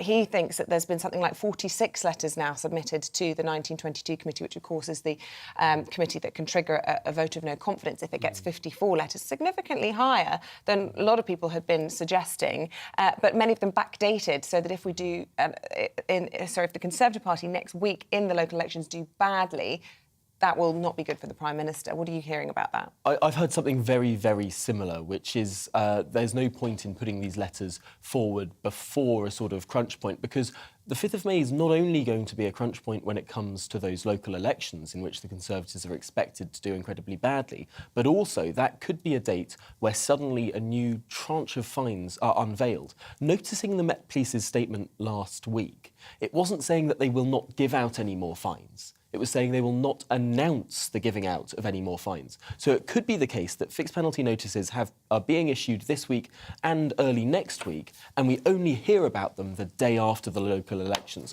So if the 6th of May becomes a day of bad headlines for the Conservatives in terms of losses of councillors, hundreds of councillors and potentially dozens of councils, as well as a tranche of new fines, potentially that becomes a crunch point. However, no one knows how many letters have been sent into Sir Graham Brady's office other than Sir Graham Brady. One point that we can look at, however, is the fact that that amendment last week was pulled by the Tory whips. That would mean that it's likely they expected that more than 40 Conservative MPs were about to vote against the government. Because to reduce a majority of 80 to 0, you need 40 Conservative MPs to vote against the government, sort of counting 2 votes each way. So that would suggest that there were at least 40 MPs willing to vote against the government. That's getting very close to that 54 number. Yeah, well, of course, it's only a vote of no confidence. You could still win that if that did happen. Tom Harwood, always good to have you on. I'll let you go and prepare for the briefing, 9:30 today. Thank you very much. 17 minutes now past 7 o'clock. The Office for National Statistics will release new figures later today, which will reveal the extent to which you are struggling to cope with the ongoing cost of living crisis. Let's go to our business and economics editor, Liam Halligan, for this one. I presume we should all be bracing ourselves, Liam? Indeed, Eamonn. Some important figures coming out today from the Office for National Statistics ahead of these local elections in early May. We all know there's a cost of living crisis, but it seems to have been a kind of drip feed. Every month a new inflation number comes out. The cost of the consumer price index now is 7% higher in March than it was in March 2021. But what the ONS is going to bring out today is a kind of broader set of figures that relate to the last 6 months. And I think they'll certainly be capitalised on by Keir Starmer. We're all feeling the cost of living squeeze. It's not just fuel, it's food. There was a lot of inflation around after the lockdown, where you had a big surge in demand and then the economy struggled to respond. So you got prices going up. But then on top of that, we're really seeing now the inflationary impact of the Russia-Ukraine crisis, the impact on fuel prices, the impact on food prices in particular. I mean, for my money, where the cost of living increases are really coming through now is in food, not just staples like bread and eggs and dairy and so on. We often have on the Money Show farmers talking about how their production prices are going up, but also across the board. So I don't think it's going to be particularly good news from the ONS when the figures come out at 9:30 this morning. You know, I just want to talk about something else, and it may seem trivial, but it sort of ties into all of this. We go to the Isles of Scilly. They don't have any banks anymore. There's no banks in the Isle of Scilly. Lloyd's closed its branch on St Mary's, leaving the whole area without a bank at all. Sign of the times or neglect? I really think this is a major issue. We've seen our main high street clearing banks withdrawing from towns, even quite big towns across the UK for a long time. They say, oh, you can just bank online. It's a lot more convenient. But of course, for a lot of people, it isn't more convenient. They don't want to bank online. They want to talk to a real person. And how symbolic that there are now no banks on the Isle of Scilly. Linked to this, Eamonn, is the move away from cash. I don't know about you, but I hardly ever use cash anymore. I get cash out of the ATM machine, the hole in the wall, and it sits in my wallet for days and days and days, and I barely use it. But you know, I'm used to using digital technology. I'm used to using tap cards and so on. A lot of people, particularly our older people, aren't used to that. And also for lots of market traders, the move away from cash makes life very, very difficult. It's very hard for the government to push the banks into doing certain things, providing banks for certain communities. But how symbolic that across the whole of the Isles of Scilly, we haven't got any banks anymore. I think a lot of people, particularly older people, are going to be very frustrated about that. Not least because in many communities, post offices also aren't around. Those sub-post offices where you used to be able to get some cash or cash your pension or whatever it was. So I think this is a bad day. Well, look, if people are watching in the Isles of Scilly, let us know your thoughts about that this morning. And remember, you can, of course, watch Liam Halligan on his own show, On the Money, at 1 o'clock every day this week. If you want to get in touch with us and talk about if cash is providing you with a dilemma, please do let us know. I like cash. I withdraw a lot of cash. I use it mostly for tipping, you know, taxi drivers and things like that. But less people seem to accept it, with the exception of Turkish barbers and kebab shops. I love it. I just forget everything. I find it easier just to have my cards and just, it's just easier to be cashless. But we'll be sad when it's gone, as with these things. Well, you know, I always remember when I was a youngster, was a teenager, and the TSB bank, which was next to my school, I mean, they encouraged you to go in and save. And I remember, it's like nothing, why would you even bother? But I used to earn £3 on a Saturday night working in a bar, and I would put £2 on a Monday morning. God, where did it all go wrong? You don't save like that anymore.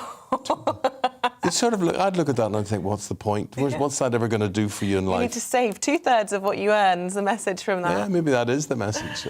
Look, stay with us. After the break, we're talking to Call Point. We're talking about lots of things, including, of course, Everton, Liverpool clashing over the weekend. What did you think? What did you think about that? I thought it was fascinating. Did you? And yeah. Who won?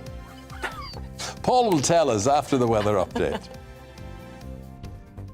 Looking ahead to today's weather, and the UK is looking bright for many. However, there will be some showers across England and Wales. Let's have a little look at those details. Zooming into the southwest, and for much of the region, It will be dry with some spells of sunshine, however 1 or 2 showers may develop, especially across that eastern area. Moving further towards London, and the showers are more likely to be widespread across the southeast of England and across East Anglia, with 1 or 2 heavier showers also possible. Parts of Wales may also see a few showers today, but many more here will remain dry with some spells of sunshine across most of the region. The majority of the showers across the Midlands will initially be in the east, but they will become more widespread as we head throughout lunchtime. There'll be some sunshine though, especially in those western areas. Northern England may become a little bit cloudier for a time, and especially into the early afternoon, some showers are likely in most places. Eastern areas though will tend to brighten up again before we move to the middle of the afternoon. Moving up into Scotland, and for most people here it will be dry with some good spells of sunshine, although cloud may continue to linger across the Moray Firth region. Across the Northern Ireland now, and we'll hopefully see some cloudier skies but not too many showers. Some brightness will also be breaking through, temperatures reaching 12 Celsius here. The remainder of the day will see little changes, however for all it will be cooler than the weekend. And that's how the weather is shaping up for today.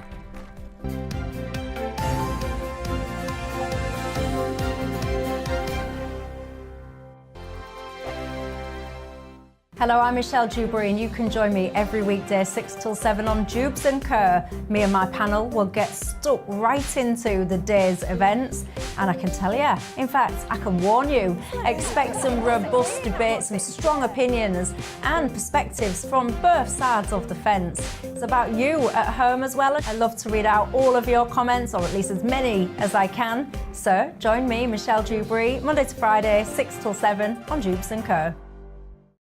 On radio, they call it the drive time slot, 4 p.m. until 6 p.m. as listeners head home. It's that part of the schedule when the dust of the day's events begin to clarify, and we try to make sense of it for you. Brazier is drive time for radio and TV. It's fast, it's punchy, it's opinionated, there's a Brazier angle and a little bit of levity. That's the question. That's 2 questions, actually. That's Brazier, Monday to Thursday, 4 till 6 on GB News. Hello, I'm Patrick Christie's. And I'm Mercy Moroki. Make sure that you join us Monday to Thursday, 10 a.m. until midday, right here on GB News for To The Point. We're not afraid to talk about the topics that matter to you, or the big topics that always matter. We cover absolutely everything, from the breaking political stories of the day to law and order, what's going on in the channel. We're not afraid to hold people to account. We always make sure we include your views on our show. Indeed, if you're thinking it, you can guarantee that we're saying it. So make sure you join the conversation with us, 10 a.m. until midday, Monday to Thursday, for To The Point on GB News. I'm Dan Wootton. Join me Monday to Thursday from 9 to 11 for the feistiest and most fun news debate on TV, where free speech reigns. I'll bring you a sharp take on the day's biggest stories, bombshell newsmaker interviews, and A-list guests. And I guarantee you, no spin, no bias, no censorship, and no reason to go to bed. That's Dan Wootton tonight, Monday to Thursdays from 9 on GB News.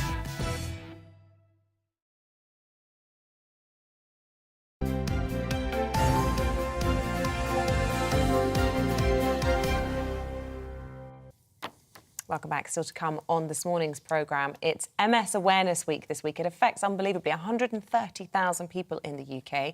So we'll be finding out how it's diagnosed and what it's like to live with. Holmes, will they be able to afford a summer holiday? Because we're live on their doorsteps just before 8 o'clock today. And do remember, we always want to hear from you throughout the show. So many emails this morning on a whole variety of subjects, and lots of appreciation for the banter.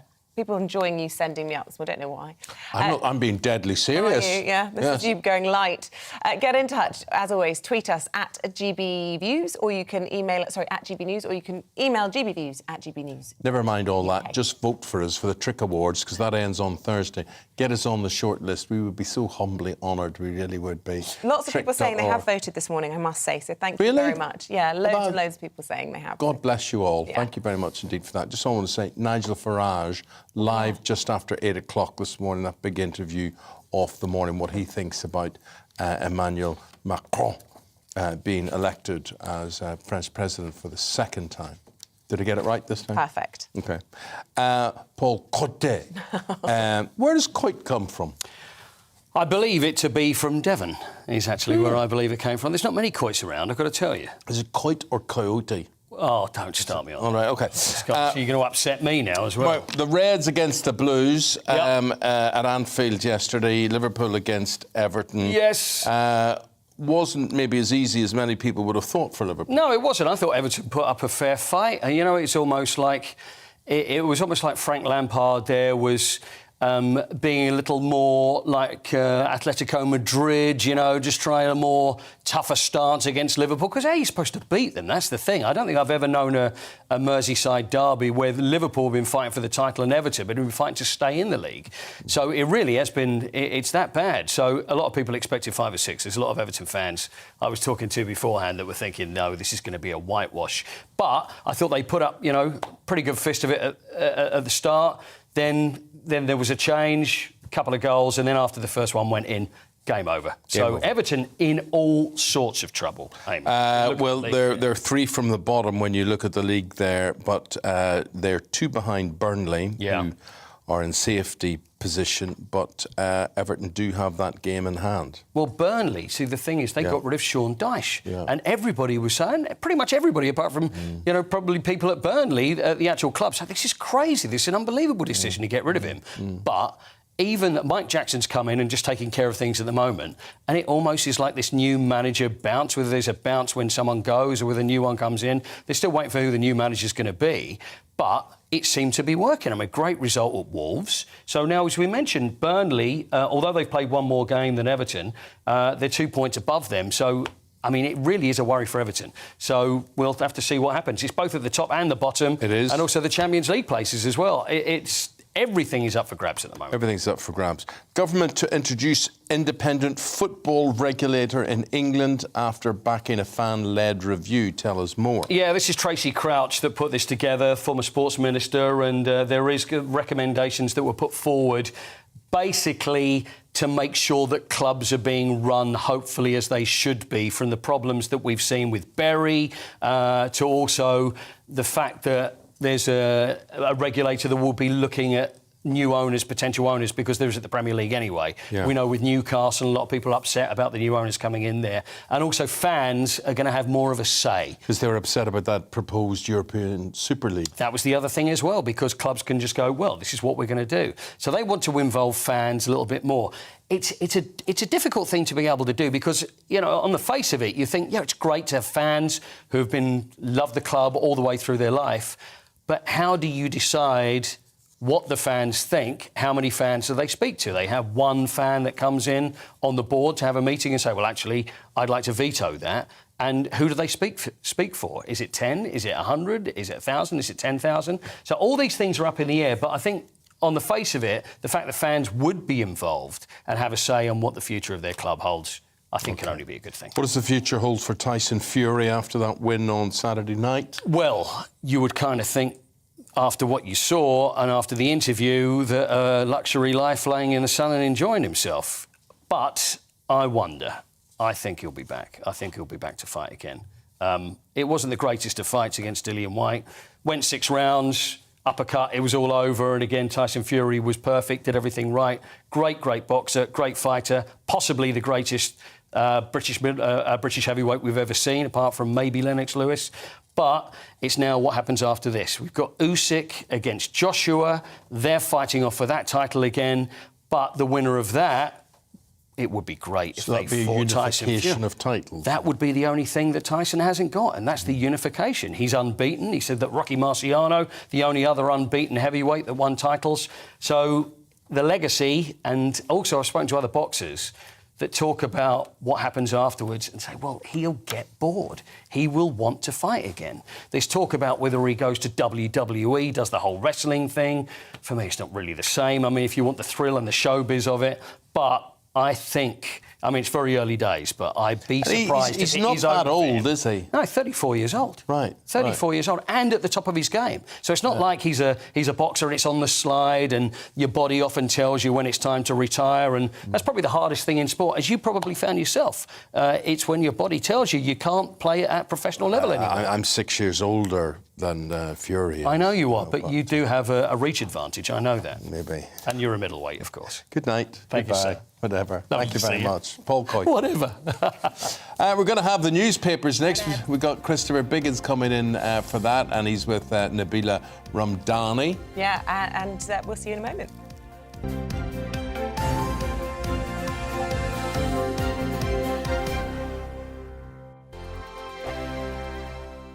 Hello, I'm Michelle Dewberry, and you can join me every weekday 6 till 7 on Jubes and Kerr. Me and my panel will get stuck right into the day's events, and I can tell you, in fact, I can warn you, expect some robust debates, some strong opinions and perspectives from both sides of the fence. It's about you at home as well. I love to read out all of your comments, or at least as many as I can. So join me, Michelle Dewberry, Monday to Friday, 6 till 7 on Jubes and Kerr.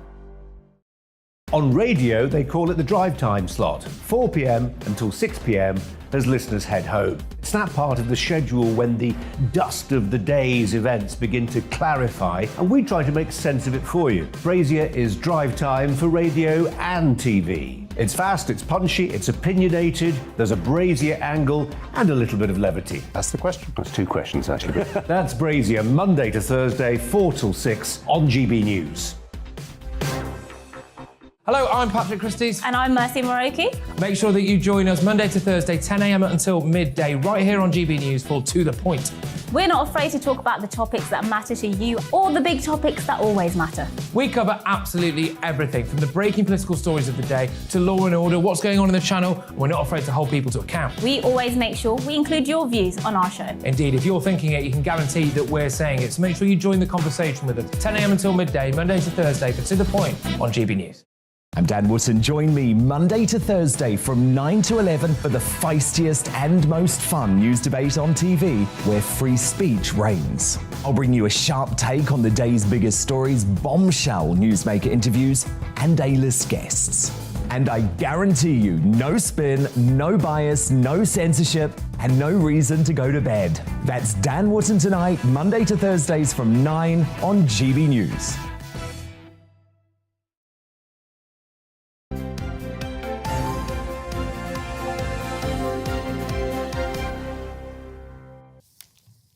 OK, time now to go through the papers. We're joined by the actor and TV presenter Christopher Biggins and the French journalist Nabila Ramdani.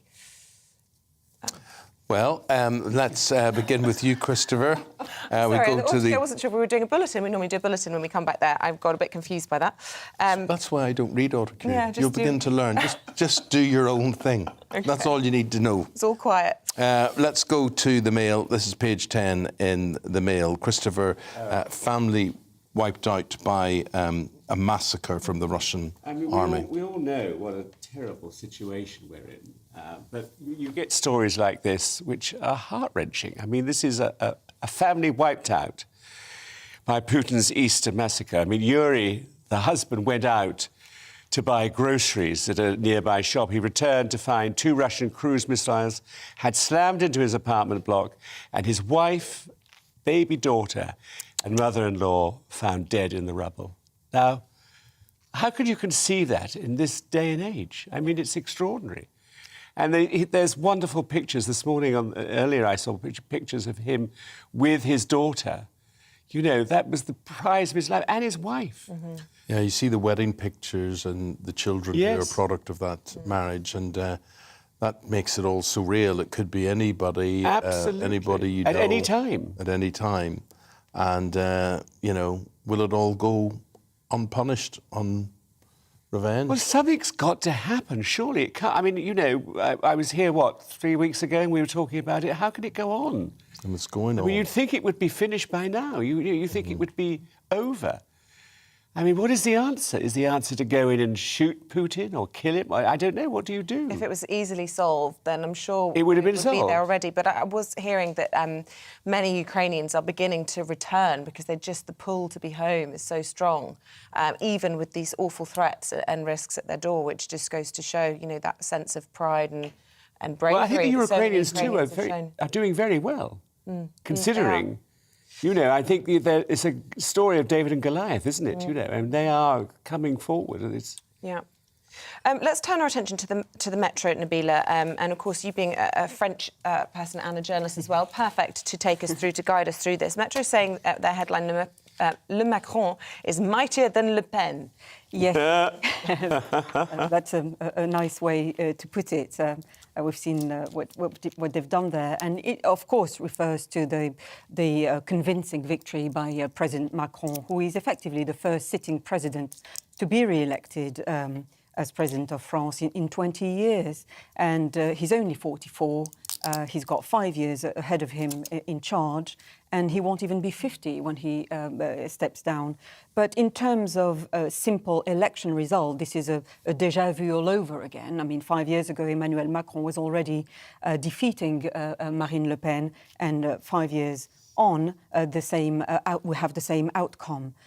Having said all that, he won despite a huge amount of discontent at his administration.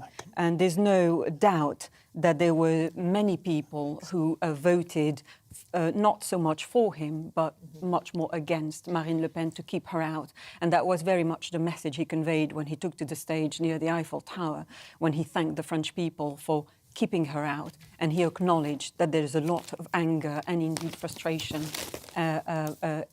aimed at him, and he pledged to be the president of all French. Yeah, and look, huge challenge for him to unite his country. But Biggins, relations between Paris and London, the worst they've been in a long time, certainly 20 years or so. Do you think that Macron and Johnson can patch things up a little bit? I think it's probably highly unlikely. I mean, I don't hold out that much hope. And I think it would be great if we could, because I think it's so near to us. They've got to sort the fishing thing out first of all. Of course, exactly. Yeah. I mean, that's the real problem. But I don't think, I think we all love to go to France, except I prefer Italy. But I mean, I think, France for me. France for you? Yeah. Well, I don't know. I mean, it is a wonderful country. There are some marvellous places, the south of France and, a lot of the outlying countries. Side is lovely, but I mean, I think politically it's difficult. I think for us to. I want to talk. There will certainly be more spats with Britain. We can expect that. I mean, over issues such as the migrant boat crisis, but also the fishing rights in the Channel, and of course Brexit. Macron has made it clear that he was very upset and indeed angry at the Brexit vote. He called it a crime. But I think ultimately he's also a pragmatist, and he will have to deal with the situation as to how it is, rather than how he would want it to have been. Christopher, I want to talk to you. We've talked about banks closing on the Scilly Isles. There's none there at all now. And I want to talk to something which I know the reaction you're going to get, particularly amongst younger people, which is that they just sort of laugh at this, but pensioners increasingly complaining that cashless car parks are ageist as councils adopt app-only payment systems. It's ridiculous. I mean, they think that everybody is computer literate. Absolutely, we're not. I mean, I am to a certain degree, but I'm not unbelievably. I'm not a top of the range person in that. But there are some people who just don't understand the computer because they're not of that age. And I think it's wrong. There should be an alternative. There's usually a telephone number to call if you don't have the app on your phone. Of course. Which is fine, surely. Yeah, absolutely. I mean, but they don't then, in these particular places like Canterbury, which is doing this system of only using an app for a car park, and old people can drive and they want to go there and they want to park their car. They're forbidding them to park the car. Because even if you do get your head around the app, they then say, what is your registration number? Yeah. And I go, no idea. Do you know what your car registration is? Of course I know my car. Well, you have a personalised one, have you? Well, I don't. My husband does. Yeah. I do. You have a personalised one? Yeah, I do. P2CKB. Don't tell everybody. Oh, why? I don't know. Now they know. They'll be able to. Anyway. Christopher Kenneth Biggins, you see. Lovely. Yeah, sweet, isn't it? Very nice. It costs you a pretty penny. Yeah. But the whole idea, just in general, I just use anything technological, and they'll want a PIN number. They'll want. I mean, yes. I tried to put on my satellite dish the other day. Or go for a program at 4:00 in the afternoon. I wanted to watch Derry Girls, right? Yes. But I can't watch Derry Girls at 4:00 in the afternoon because apparently it's so filthy and whatever that you cannot. You need a PIN to access it. My son watches from afar when I'm typing anything into my phone or on those pins. What the number is? He's 6 years old. He's always get, I know what your PIN is, Mum. But the trouble is, I got a new box and don't know what the PIN is, and then it's stuck in the loft. Outfoxing the wrong people, isn't it? It's ridiculous. But there's so many passwords too. That is the other thing. A notebook at hand with all your passwords. And of course, if your battery dies, then you've had it. Yeah. Because we're so dependent on telephones and new technology to do everything now. I mean, paper is pretty much gone out of the window, and I think for all the generations, it is a worry. It's a struggle. It is It's struggle. a way. Yeah. Everything is far too disparate, just too many sections. And, I've said this before, everybody thinks, oh, look at this choice we have on TV and all these streaming services. How many streaming services? I don't know, Christopher, but you then you have to have that channel, that channel, that channel, that channel to watch this football match or to watch this film or to watch this new series or whatever it is. People, and I know people slag off the BBC all the time, but I always say you will miss it when it's gone. What will happen to Channel 4 as well? All a big debate. Nabila, I'm hoping we've got time. I wasn't quite sure what Charlie was saying to me then, but we've got a hormone replacement story on the front of the Mail today, and this is becoming a huge problem in the UK. Huge issue. It's a very worrying story and quite harrowing, actually. Campaigners are alerting on drug shortages. I mean, there's a crisis of HRT medicine that is effectively putting women's lives in danger. It could lead to menopausal women taking their own lives. And the manufacturers have vowed to solve the problem by June, but campaigning say it might be far too late by then. And of course, these medicines are ultimately about keeping people alive. And of course, there's every right to have to be extremely frustrated, angry that at those shortages. And it seems that manufacturing and indeed ingredient shortages are the main reasons for the problem. And it is very concerning because people are also expressing anger at pharmacists as well when there are shortages. So there's an awful lot of anger and frustration. Yeah. And, well, look, if people at home are affected by that story, do let us know. I was reading so many articles about it over the weekend in the papers, people talking about feeling suicidal. It's a real problem, and let us know if this is your lived experience as well. Get in touch the usual way. But for now, Nabila and Christopher Biggins, thank you very much indeed. Thank you. They're back in 45 minutes' time. Just 10 days left until the Northern Ireland Assembly elections. Over the last few days, protesters have taken to the streets to oppose check on goods crossing the Irish Sea. Well, our reporter Dougie Beattie travelled to the small fishing village of Strangford in the Ards Peninsula to find out what issues matter most to voters there, and he sent us this report. The constituency of Strangford stretches from just outside Killilea, around Strangford Lough and the Ards Peninsula. It is mostly unionist and is seen as a socially middle-class area. Its small towns and winding highways link one large town to a mostly rural and agricultural population. It also plays host to one of Northern Ireland's largest fishing fleets. Newtown Ards is the largest town in the Strangford constituency. Over the past 30 years, it has lost most of its manufacturing. It has the same social and economic problems as most UK towns. But to win in any PR election, management of the vote in places such as this is crucial. The population here is around 90,000, with about 67,000 able to vote. In the last election, however, only about half of that turned out. So what do voters want? Health. Plain and simple, health. Don't like going off your own agenda, just be honest with people. Sort out the fuel crisis and sort out just the cost of living, get us all back onto an even keel again. Education, health and environment. Getting the health service sorted out. 56,000 people in Strangford are between the ages of 16 and 64, and family ties are strong here. But the young traditionally will vote for the more liberal parties. The DUP currently hold 3 seats, the UUP and the Alliance 1 apiece. With the TUV running a candidate and the SDLP polling very well the last time out, this constituency will be one to watch. Dougie Beattie, GB News, Strangford. Dougie, thank you very much indeed. MS Awareness Week starts today. The condition is now known as one of the most common neurological diseases affecting young adults worldwide. Yeah, over 130,000 people in the UK have multiple sclerosis, and each year almost 7,000 people are newly diagnosed. Well, beside me, Dr. Sarah Rawlings, who is Research Director for the charity MS Society, and beside you, Isabel? Sherelle Gardner, who has the condition, and both are joining us in the studio now.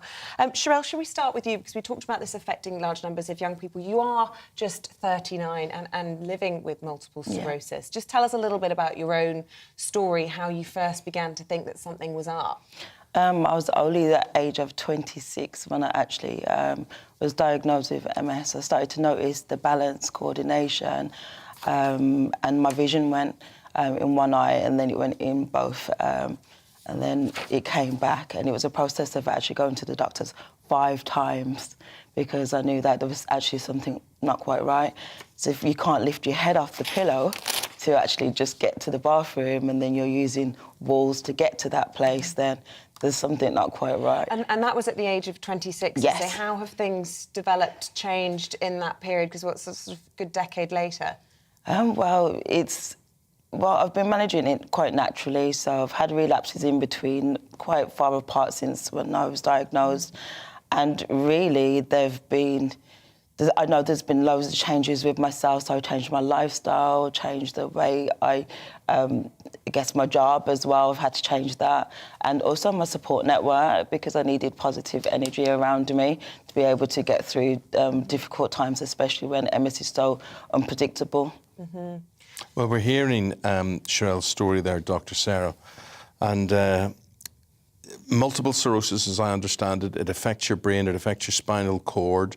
The coating that protects your nerves is damaged with that, and it causes a range of symptoms, as Sherelle was explaining there. How do you get it, and is it with you for life once you do get it? So, as you've said, 130,000 people in the UK live with multiple sclerosis or MS. And as you said as well, MS attacks the nerves in your body, and that can make it very difficult to do everyday things such as talk, walk, eat and think. There are a range of different symptoms associated with MS. For example, it may include fatigue, pain, tingling sensation or eye problems. It must be awful, because basically what you're talking about is it affects everything, everyday functions. You want to make a cup of tea, you want to wash your hair, you want to brush your teeth, whatever. Almost everything that you do could be affected, and you're thinking, why? And also, MS is different for everybody as well. It's a very unpredictable condition. What one person experiences will be very different for another person. Symptoms can come and go, be mild or more severe. That makes it quite difficult to diagnose. So you've got remission. You can have remission. You can have relapse in MS, but also progressive MS. And there are various treatments available for people, but it can make life very uncertain. We can't actually, at the moment, stop MS. But there are treatments becoming available. OK, so there is no cure, but there are these disease-modifying treatments. How have you found these DMTs, and what's it been like for you? Well, I've been on 2 so far, and honestly speaking, they've both had the adverse effect on me, so they haven't worked. What have the adverse effects been? I've been more bedridden. Right. Yeah, than I was when I wasn't actually on anything. So in between, I've gone on to vitamin D, I've gone on to B12.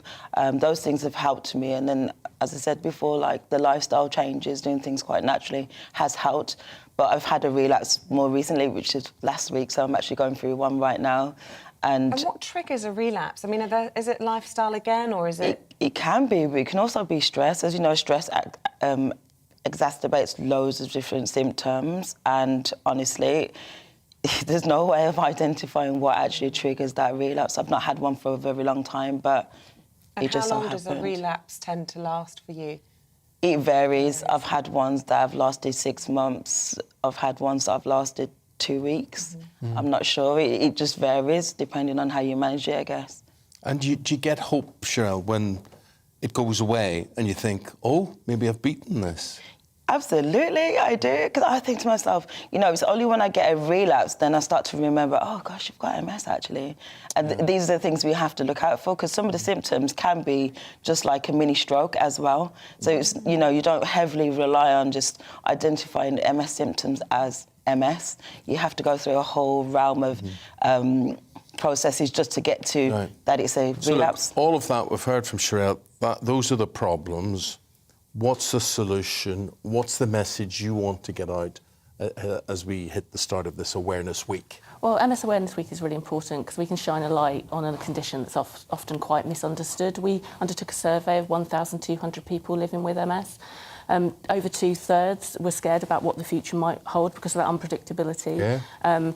Over 3/4 say it's the biggest challenge that they face because of that uncertainty in their lives. Now, there are around a dozen licensed treatments for the relapsing form of MS available, and there are emerging ones for early active progressive MS, but we need much more research. We can't stop MS at the moment, but we truly believe that with the research discoveries being made every day, we will get to that point that we'll be able to stop MS getting worse and people's disability progressing. You hope, don't you? Look, I was reading it affects 3 times as many women as men. That's really... Do we understand or have any explanation for why? It's not completely crystal clear as to why. There's a range of different things that might cause MS, genetics, lifestyle, things in our environment, and how all of these different things interact with each other as well. Which is why the research that we do is so important, that we just carry on looking at this condition and trying to find those treatments. Sherelle, you're the epitome of carrying on, right? You look to me as if you've got a great personality, you're great crack. But what happened the day you were told, Sherelle, we've got some bad news for you, you've got MS? What was your reaction to that? I was like, you're joking?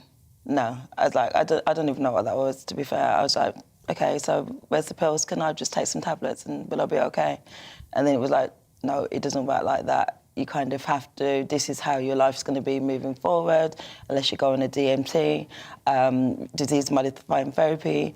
And I was like, OK, I'm not ready to do it that way. So what are you ready to do? What is the future for you? What's the Sherelle take on all of this? For me, it's very much mindset over the unpredictability of the symptoms, because I believe that you have to be able to see your way forward sometimes without having to think about these symptoms, because they can drag you right down. I won't lie, I had depression in the beginning, I had anxiety in the beginning because I didn't know what my future held, and I was very much a planner for my life, and I'm still that way now. It took a while to bounce back, but I'm here now and I've done a lot since, and I'm helping other people. Have you got people around you? Have you got family and things that are supportive? Yeah, definitely. They're very, very supportive. And I've taught them to understand who I am now with MS. Although it doesn't define me, I'm a different person, so I need support with different things. And when I say no, kind of like see through the lines, I kind of do need help. So just ask again. What would your message be, just finally, here we are at the start of Awareness Week, what would your message be to someone who's just been diagnosed with this? I think, for me, take actually happening. Learn a bit more about MS as well. Take your time. Yes, you're going to be wondering why me, but at the end of the day, you have to accept it. It's almost like that serenity prayer of like accepting the changes and granting yourself that wisdom to move forward, because it's something that you need to understand about yourself. It doesn't define you, but it is a part of you now. Sherelle, thank you for helping us and You're our viewers welcome. and listeners understand a bit more about your life. And good luck to you. Every good luck with you. Thank you. Sherelle said when she walked in, you're wearing the colour of MS Society. Apparently this is the colour. Of course, I'd like to say it was deliberate and an honour, but look, Dr. Sarah Rawlings from the MS Society, Director of Research there. Really good to get your take on it as well. Thank you both very much indeed. Thank you. You're welcome. Look, we're going to take a break. Up next, we've got Nigel Farage. What does he make of the French election results? Talking to him after the weather and break. Looking ahead to today's weather, and the UK is looking bright for many. However, there will be some showers across England and Wales. Let's have a little look at those details. Zooming into the south and west, and for much of the region, it will be dry with some spells of sunshine. However, 1 or 2 showers may develop, especially across that eastern area. Moving further towards London, and the showers are more likely to be widespread across the southeast of England and across East Anglia, with 1 or 2 heavier showers also possible. Parts of Wales may also see a few showers today, but many more here will remain dry with some spells of sunshine across most of the region. The majority of the showers across the Midlands will initially be in the east, but they will become more widespread as we head throughout lunchtime. There'll be some sunshine though, especially in those western areas. Northern England may become a little bit cloudier for a time, and especially into the early afternoon, some showers are likely in most places. Eastern areas though will tend to brighten up again before we move to the middle of the afternoon. Moving up into Scotland, and for most people here it will be dry with some good spells of sunshine, although cloud may continue to linger across the Moray Firth region. Across to Northern Ireland now, and we'll hopefully see some cloudier skies but not too many showers. Some brightness will also be breaking through, temperatures reaching 12 Celsius here. The remainder of the day will see little changes, however for all it will be cooler than the weekend. And that's how the weather is shaping up for today. Tonight on GB News, at 6 it's Dubes & Co. 7 o'clock, Farage. At 8, join Mark Stein. And at 9, Dan Wootton Tonight, followed by Headliners.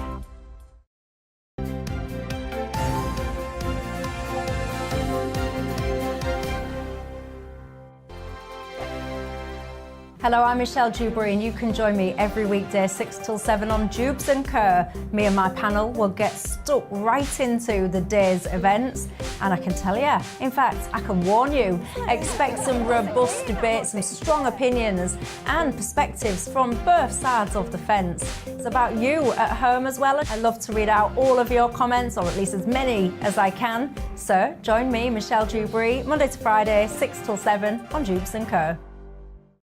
On radio, they call it the drive time slot, 4 p.m. until 6 p.m. as listeners head home. It's that part of the schedule when the dust of the day's events begin to clarify, and we try to make sense of it for you. Brazier is drive time for radio and TV. It's fast, it's punchy, it's opinionated, there's a Brazier angle and a little bit of levity. That's the question. That's two questions, actually. That's Brazier, Monday to Thursday, 4 till 6 on GB News. Hello, I'm Patrick Christie's. And I'm Mercy Moroki. Make sure that you join us Monday to Thursday, 10 a.m. until midday, right here on GB News for To The Point. We're not afraid to talk about the topics that matter to you, or the big topics that always matter. We cover absolutely everything, from the breaking political stories of the day to law and order, what's going on in the channel. We're not afraid to hold people to account. We always make sure we include your views on our show. Indeed, if you're thinking it, you can guarantee that we're saying it. So make sure you join the conversation with us, 10 a.m. until midday, Monday to Thursday, for To The Point on GB News. I'm Dan Wootton. Join me Monday to Thursday from 9 to 11 for the feistiest and most fun news debate on TV, where free speech reigns. I'll bring you a sharp take on the day's biggest stories, bombshell newsmaker interviews, and A-list guests. And I guarantee you, no spin, no bias, no censorship, and no reason to go to bed. That's Dan Wootton Tonight, Monday to Thursdays from 9 on GB News.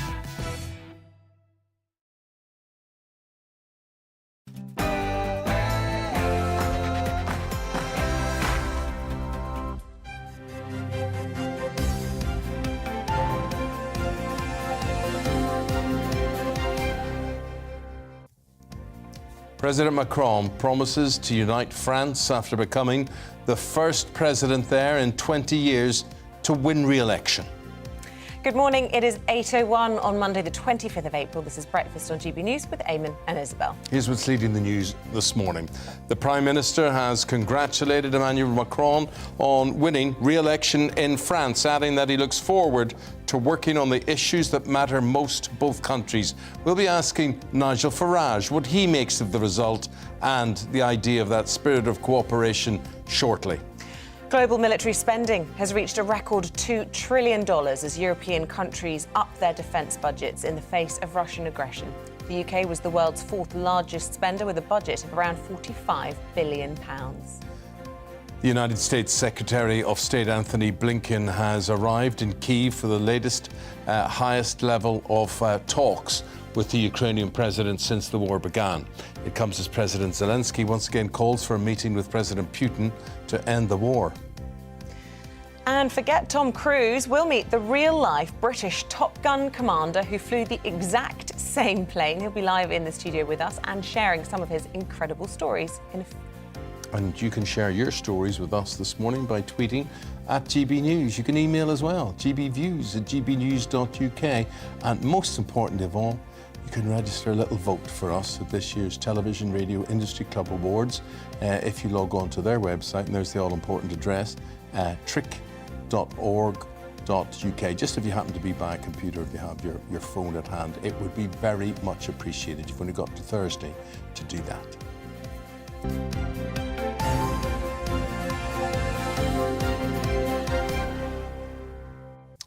So there we go. Emmanuel Macron has become the first French president to secure a second term in office in 20 years as he fended off his challenger, Marine Le Pen.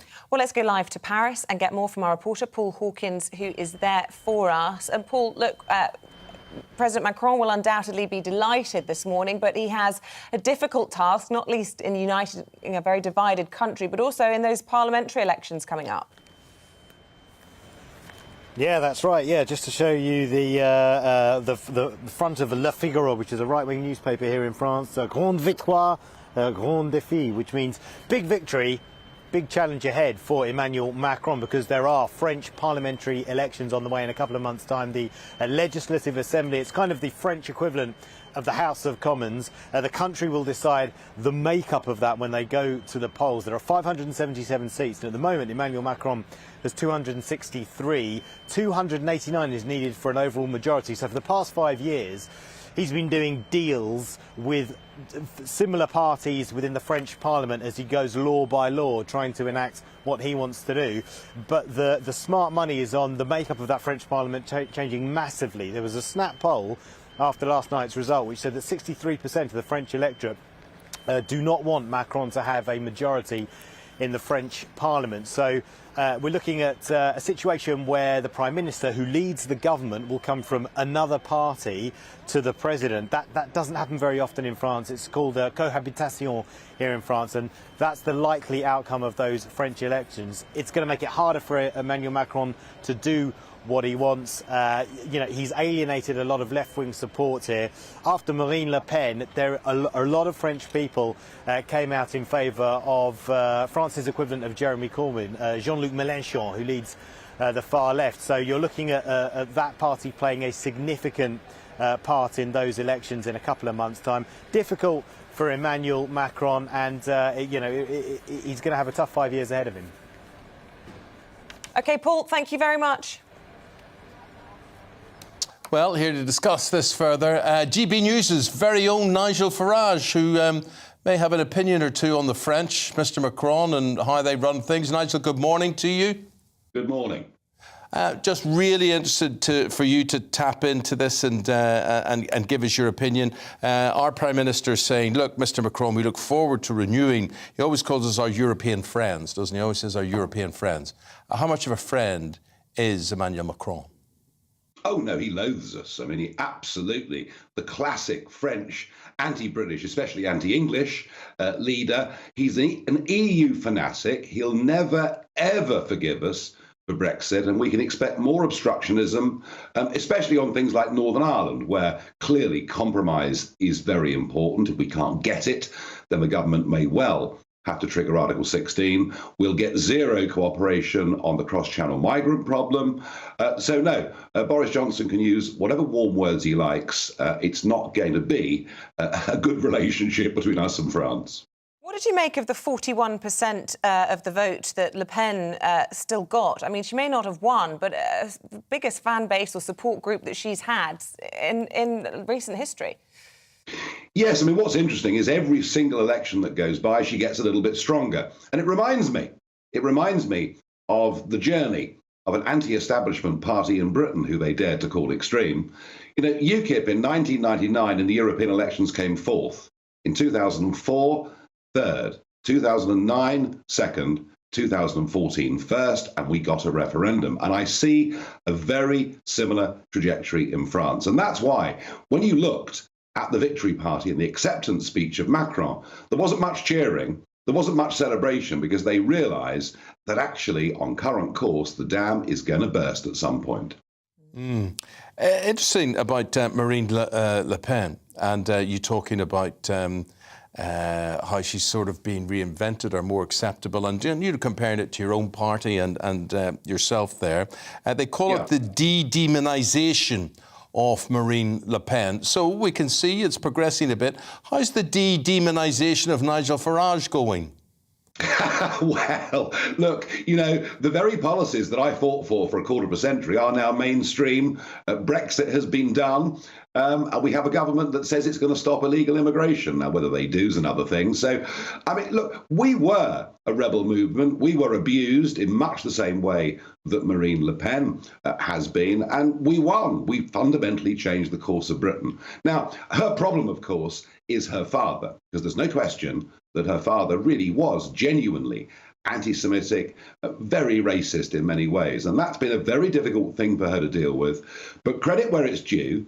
She's turned that party around, she's kicked out all the extremists, and actually she's done a pretty good job. But critics, I suppose, you know, people would say perhaps some of the policies that you champion and perhaps she's championed as well is that it's been divisive. And you can certainly argue that waking up this morning, Monday morning in France, it is a divided nation. And the challenge will be, do you think, and accept that it is a challenge, to try and find that common ground? Because, you know, we can't get anywhere. You can't get through. Parliamentary elections are going to be a huge problem in France as well with all this division. Well, look, I think division gets caused when fundamental changes get put upon people's lives without anybody being asked. I mean, at the end of the day, if you voted for Macron, you were voting for a European future, an EU future for France.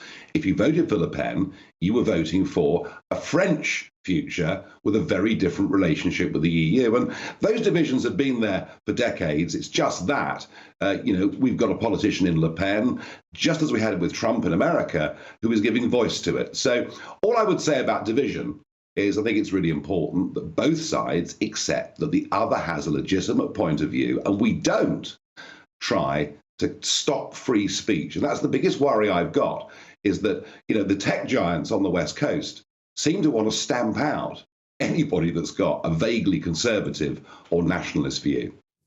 So, meanwhile, we're left with another 5 more years of Macron as president. With Angela Merkel gone, presumably he wants to be top man in Europe. Well, I think he will be. I mean, I think that not only is Merkel's reign utterly discredited, and there were many people that warned her, don't make yourself too reliant on Russia, but she did. And now we have Scholz there as the Chancellor, one day promising aid to Ukraine, the next day denying aid to Ukraine, energy policy in a complete...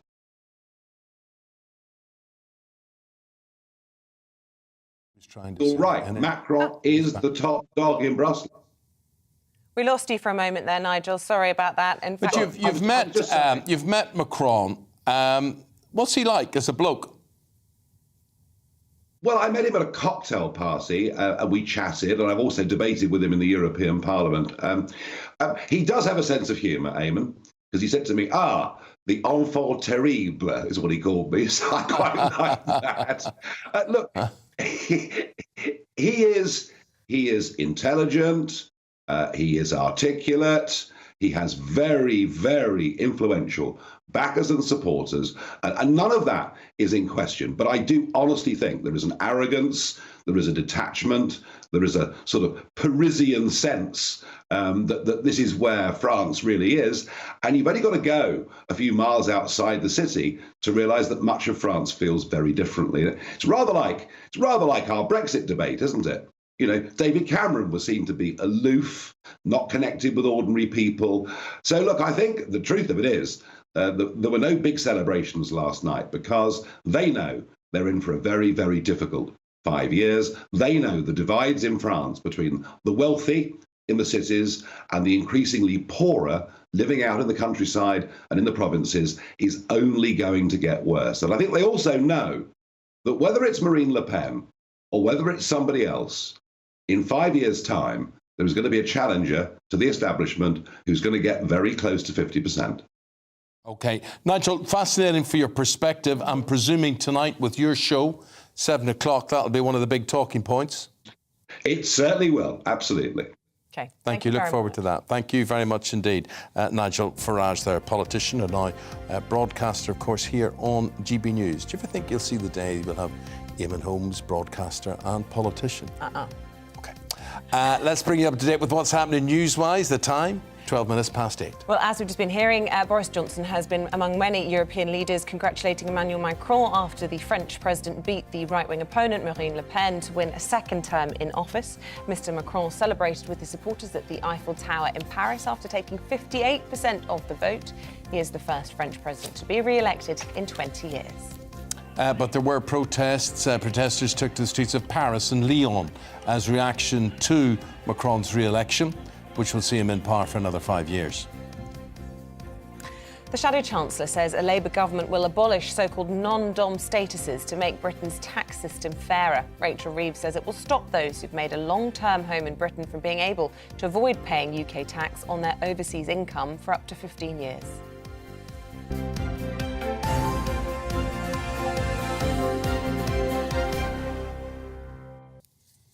Vladimir Putin has reportedly lost interest in diplomatic efforts to end the war in Ukraine and instead is set on seizing as much Ukrainian territory as possible. Well, this morning, Volodymyr Zelensky has met with the US Secretary of State Antony Blinken to request more military aid and called over the weekend for talks with Putin to end the war.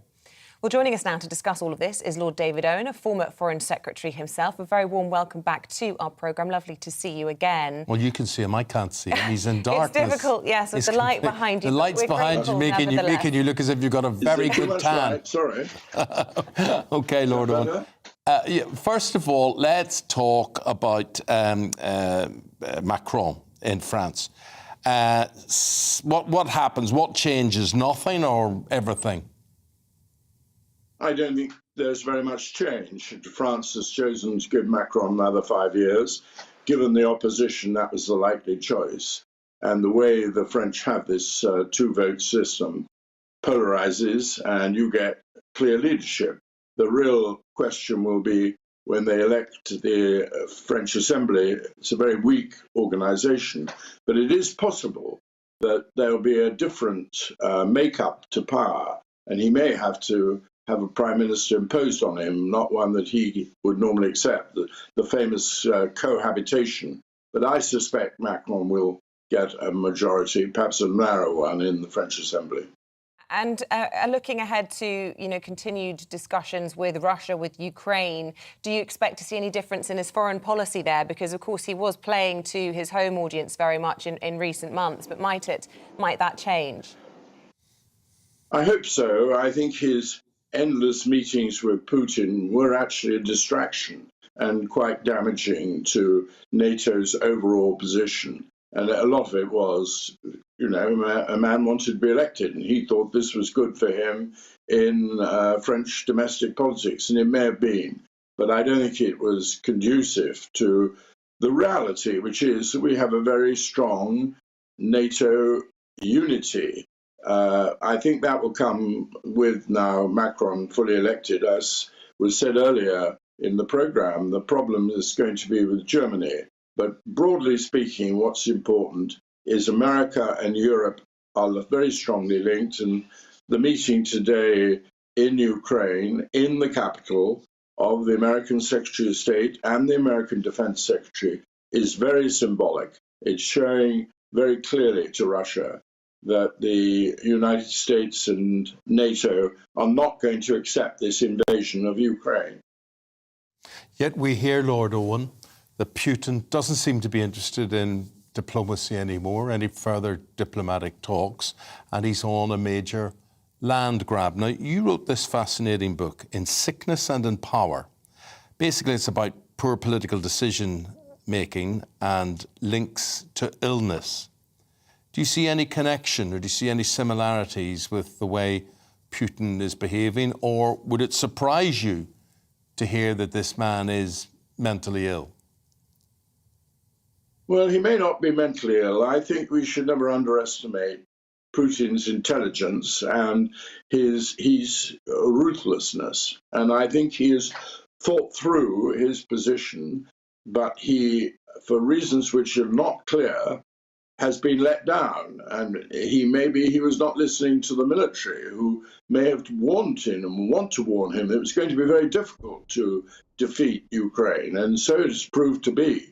So Russia has had a very difficult war so far, but there is behind Russia huge power, and they are a bordering country, and they can go on turning on extra troops, extra armament, and above all, perhaps just using missiles as they started to use. So it's a tough fight, but the Ukrainians have shown the world that a nation that is united and is strong and committed can repel an invader and certainly contain them. Now they need more support, and I'm very glad to see the British government has been excellent in this area, both Defence Secretary Warris and Prime Minister Johnson. And they have been almost leading the pack of NATO countries putting in serious help, serious anti-tank missiles, for example. And now they need more, and they need more ammunition, and they need more strength on the open plains of the Donbas region. So they need mechanized support, basically, and helpfully tanks. And of course, they've always wanted more MiG aircraft. I think both are going to come now. And we've been looking at our defence spending this morning, and we are apparently the fourth biggest spenders at the moment on those sorts of things, so hopefully much of that going that way. I just want to ask you, we were talking a moment ago about Macron and Putin in these face-to-face meetings and how ill-advised they were. And yet, Zelensky coming out and saying over the weekend he really wants and thinks the way out of the crisis in Ukraine is for him to sit down with Putin. What do you think about that? Because just last week, Boris Johnson was saying, look, negotiating with Putin is like talking to a crocodile when he has your leg in his jaw. Of course, overtones of Churchill references there to crocodiles and appeasement and all the rest of it. Do you think Boris Johnson's got a point? Well, I think up until now he has, and I still think Putin is not going to meet with the president of Ukraine, because to do so means accepting Ukraine. We've got to understand Putin is trying to strike Ukraine off the map, absorb Ukraine into, in effect, Russia. And he, of course, will get absolutely no movement on that in any negotiation from the president of Ukraine, who's shown a remarkable capacity to stand firm. I don't think we should get into a negotiated settlement terms. We've got to be ready, and he is ready to talk. But the people who will set their negotiating strategy, quite rightly, will be the Ukrainians and the Ukrainian president. And I think speculation from us doesn't help. The basic thing for us is to provide them with the arms and the weapon systems to be able to hold off the Russian military and not allow them to make any gains. And already they've pushed them back, even in this difficult regions of the Donbas. So, I mean, let's not forget also the brutality of the Russian forces. There's absolutely no doubt whatever that the rules of warfare, as you can see on your feature now, have been grotesquely abused by Russia. There is a case, and people are arguing it, that their objective is genocide. Genocide is a very complicated issue, but there's absolutely no doubt that the rules of war have been broken, and quite disgraceful behavior. So I think Russia is going to be held to account. I would always favor a negotiation between Putin and Zelensky. It's not on the agenda at the moment. What the Ukrainians have got to show to the Russians is that they will go on being defeated, and they will only negotiate from a strength of having been able to throw back the Russian assault. We can't have a situation in which a country just crosses over when they like into another country and decides to take them by force of arms. It is not acceptable behaviour, and Putin has got to be defeated. OK, thank you so much for that overview. Lord David Owen there, former Foreign Secretary. Thank you very much indeed. Pleasure to be with you. Thank you. Look, with that, we're going to take a break. It's 21 minutes past 8. Move over Tom Cruise. We're going to meet the real-life British Top Gun pilot right after this. Boy, is he a story to tell. Looking ahead to today's weather, and the UK is looking bright for many. However, there will be some showers across England and Wales. Let's have a little look at those details. Zooming into the south and west, and for much of the region, It will be dry with some spells of sunshine, however 1 or 2 showers may develop, especially across that eastern area. Moving further towards London, and the showers are more likely to be widespread across the southeast of England and across East Anglia, with 1 or 2 heavier showers also possible. Parts of Wales may also see a few showers today, but many more here will remain dry with some spells of sunshine across most of the region. The majority of the showers across the Midlands will initially be in the east, but they will become more widespread as we head throughout lunchtime. There'll be some sunshine though, especially in those western areas.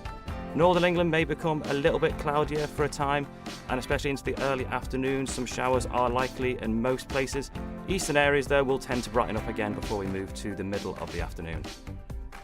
Moving up into Scotland, and for most people here it will be dry with some good spells of sunshine, although cloud may continue to linger across the Moray Firth region. Across the Northern Ireland now, and we'll hopefully see some cloudier skies but not too many showers. Some brightness will also be breaking through, temperatures reaching 12 Celsius here. The remainder of the day will see little changes, however for all it will be cooler than the weekend. And that's how the weather is shaping up for today.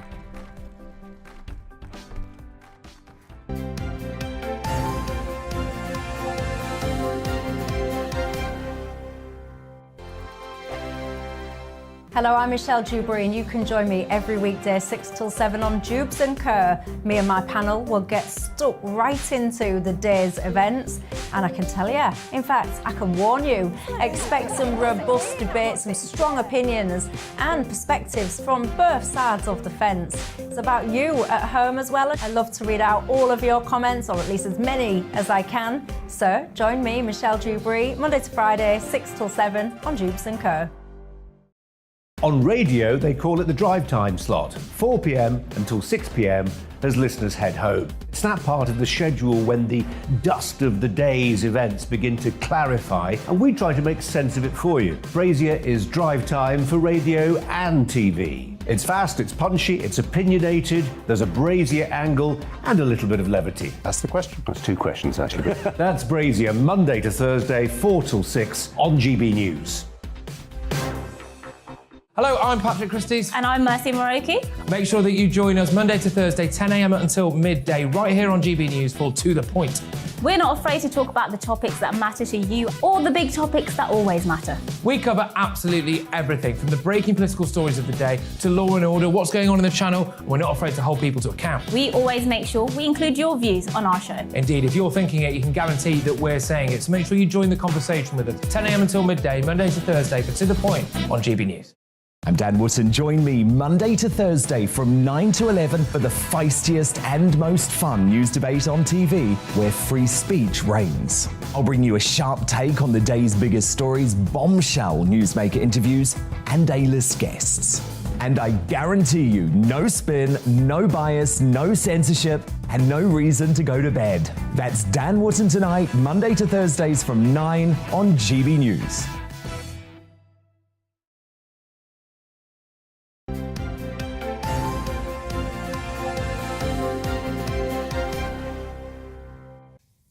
Welcome back. Still to come on today's programme. It is Anzac Day today. Prince William is expected to lay a wreath at the Senate Half on behalf of Her Majesty, and we will be getting all the latest from our royal reporter Cameron Walker on that just after 9 o'clock. And as more of you opt to buy local, we're going to be on your doorstep. We're going to be in Cowbridge in Wales just before 9 o'clock. And as always, get in touch this morning. You can tweet us at GB News or email gbviews@gbnews.uk.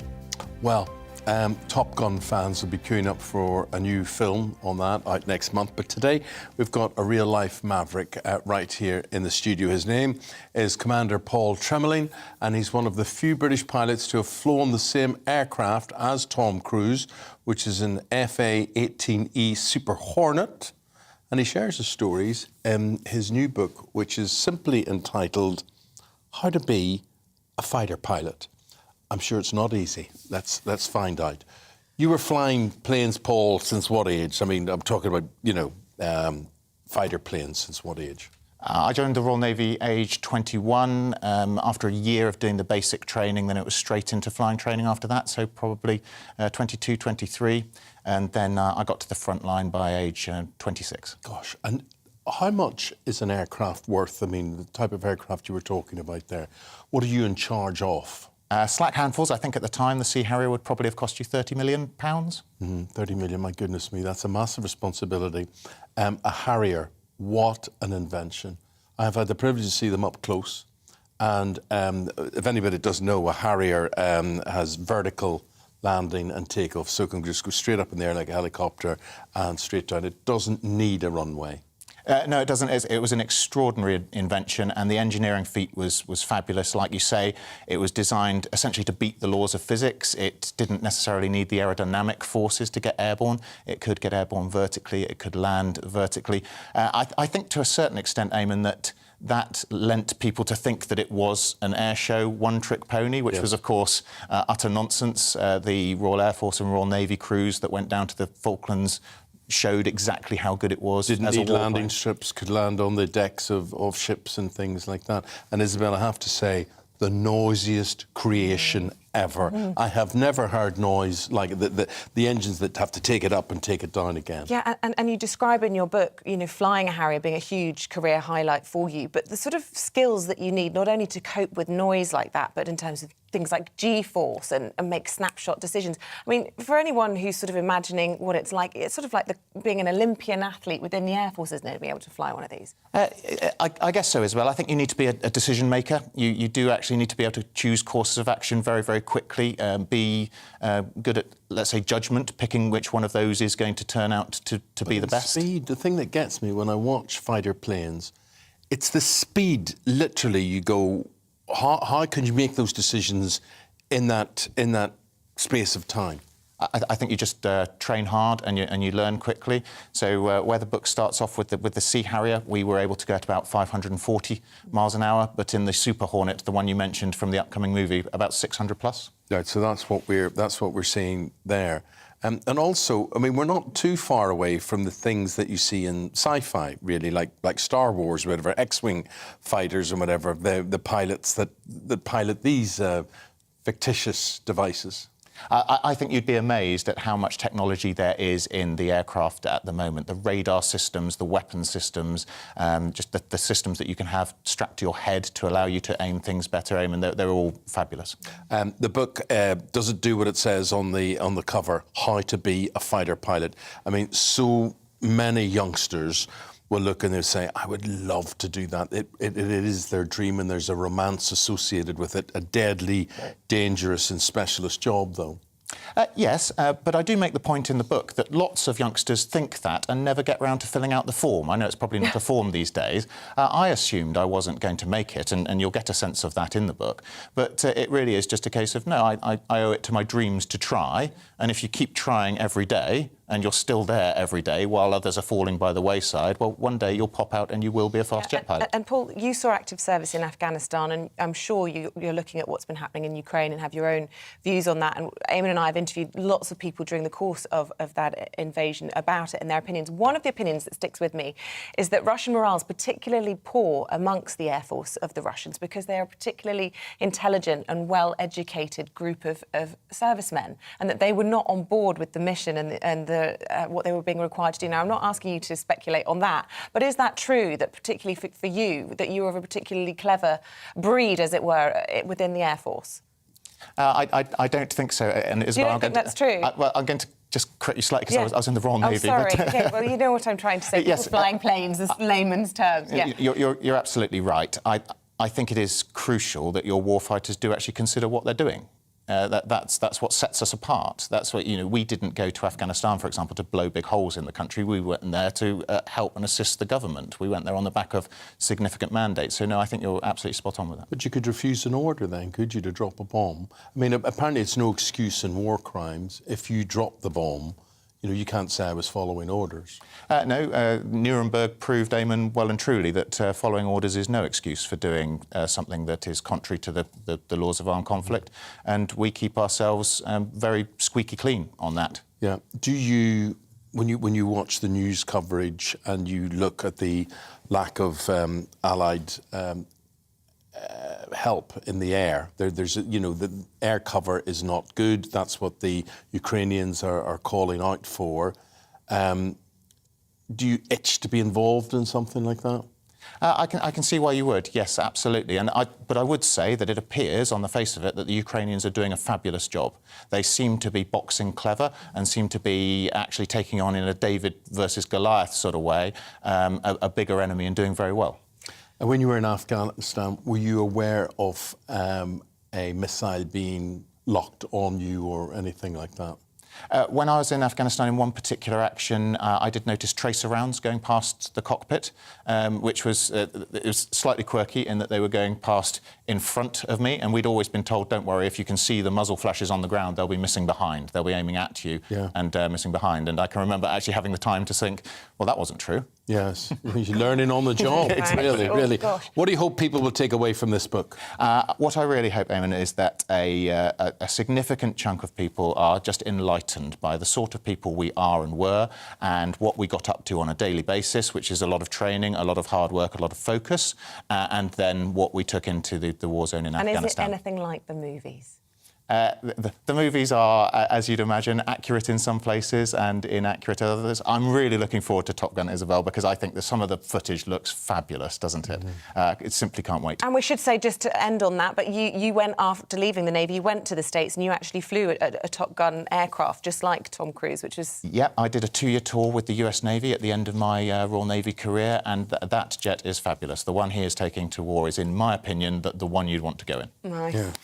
And I see it's even making the front pages of the papers today. There's the Daily Telegraph's business page, and you've got Tom Cruise, and apparently the screening of his film. Where's 3? I don't know where 3 is. There you go, that's Tom Cruise, and that's what Paul Trembling used to do.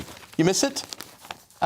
I do miss it, but Eamonn, it's a young man's game. There's only so long that your eyes, ears, senses, etc. can keep up with it. So fabulous memories, shall we say. But how do you replace that adrenaline? What do you do now? I play a bit of rugby for the dizzying heights of the Marlow second 15. Yeah, OK. Well, I'm sure scary in its own right at times. Paul Trembling, Commander Paul Trembling, thank you very much indeed. Lovely talking to you. And his book is Harrier, How to Be a Fighter Pilot. Stay with us. We can take a quick break. See you in a moment.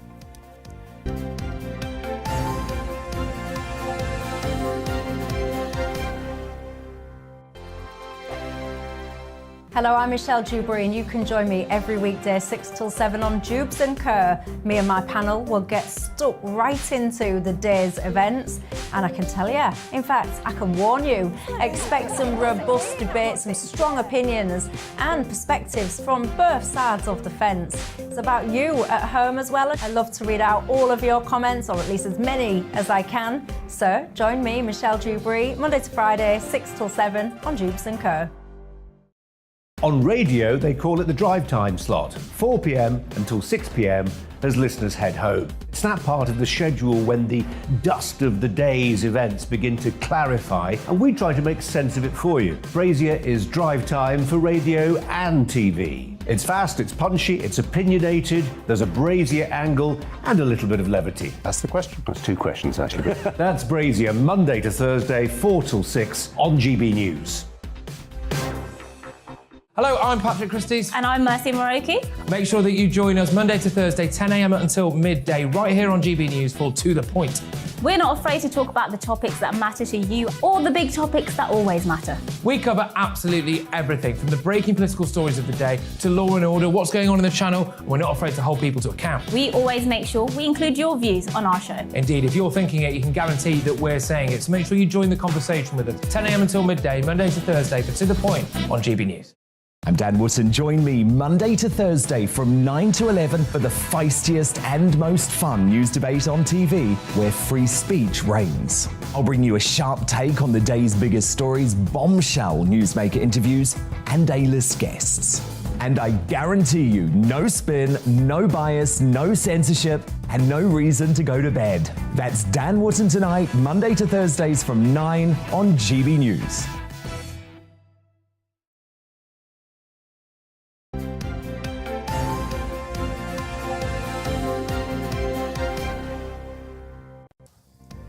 Welcome back. It is 8:36. Let's bring you up to date. Boris Johnson's congratulated Emmanuel Macron after the French president beat right-wing opponent Marine Le Pen to win a second term in office. Mr. Macron celebrated with his supporters at the Eiffel Tower in Paris after taking 58% of the vote. He is the first French president to be re-elected in 20 years. The Prime Minister is reported to have written to the Deputy Labour leader Angela Rayner to say that misogynistic claims about her are not in his name. It follows a Mail on Sunday report in which an unnamed Conservative MP said Angela Rayner crossed and uncrossed her legs during Prime Minister's questions to distract Boris Johnson. The Duke of Cambridge will lay a wreath at the Cenotaph and attend a service at Westminster Abbey to commemorate Anzac Day, which marks the anniversary of the start of the First World War Gallipoli landings and is a national day of remembrance in Australia and New Zealand.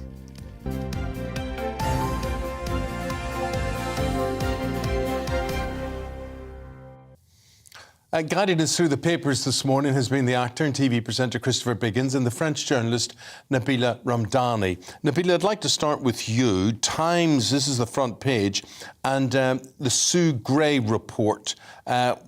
We'd forgotten about it for a while. It will be due, not sure when. And the predictions are what? Well, the Times apparently has been told that the Sue Gray report is going to be so damning that Boris Johnson will have to quit. It's effectively a Whitehall report into lockdown breaking parties in Downing Street, and which could see Boris Johnson resign as Prime Minister. It's meant to be highly critical of the Prime Minister for not only attending some of the events, but also the culture in Number 10 under his leadership. I have to say that, there are very good reasons, I think, that why people are hugely angry with Mr. Johnson still. He effectively made rules that he broke himself, and they quite rightly continue to pursue him over what has been now dubbed Partygate. But it would be quite ironic, dare I say, if he was to resign over what can only be described now as a historic matter. It seems to be quite... it keeps coming back to the fore, but we're dealing with an old story, effectively. Nabila, I can see what you're saying, and so many of our viewers and listeners will agree with you, so many of them.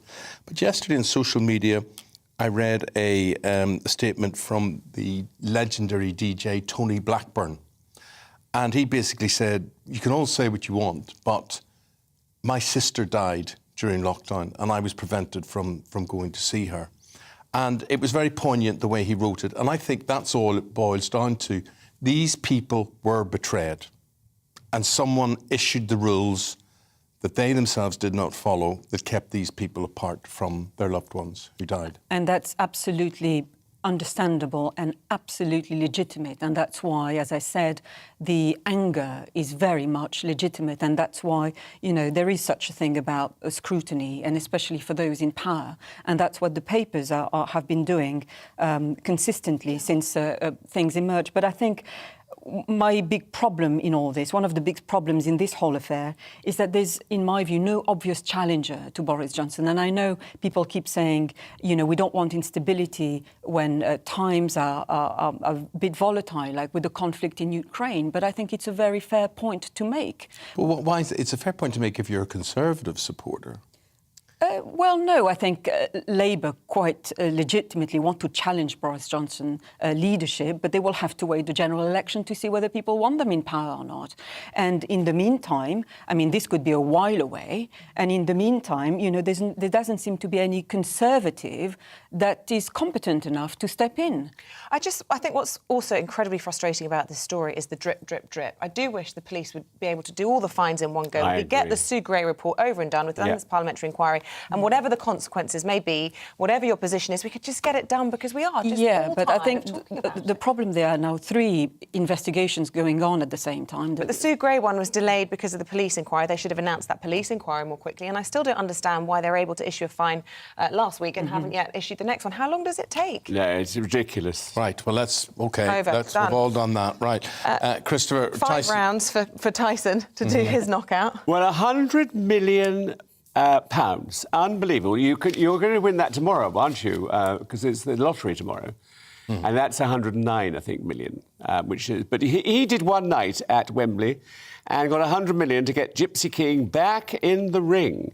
He was so much bigger than his opponent, wasn't he? He was. He was huge. It was like sort of... That was David and Goliath. Yes, exactly. But it was... I suppose it was a good match. I don't know. I'm not really into boxing, was it? Well, it was a good match for Tyson. Yeah. 6th round, 1 punch, bang, he's out. I know. But apparently it was quite boring for those who are into boxing, and it was just this one little swipe underneath that sort of caught everyone unawares because they'd all switched off. Were you watching?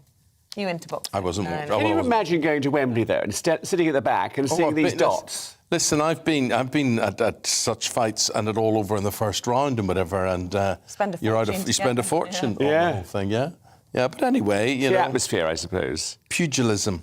His wife was very proud, Paris, which I think she probably is, £100 million in the bank. Yeah. Now, from Paris to Paris, French elections, Nabila, this is the Mail, page 7. They're saying Macron could end up a lame duck president. Why?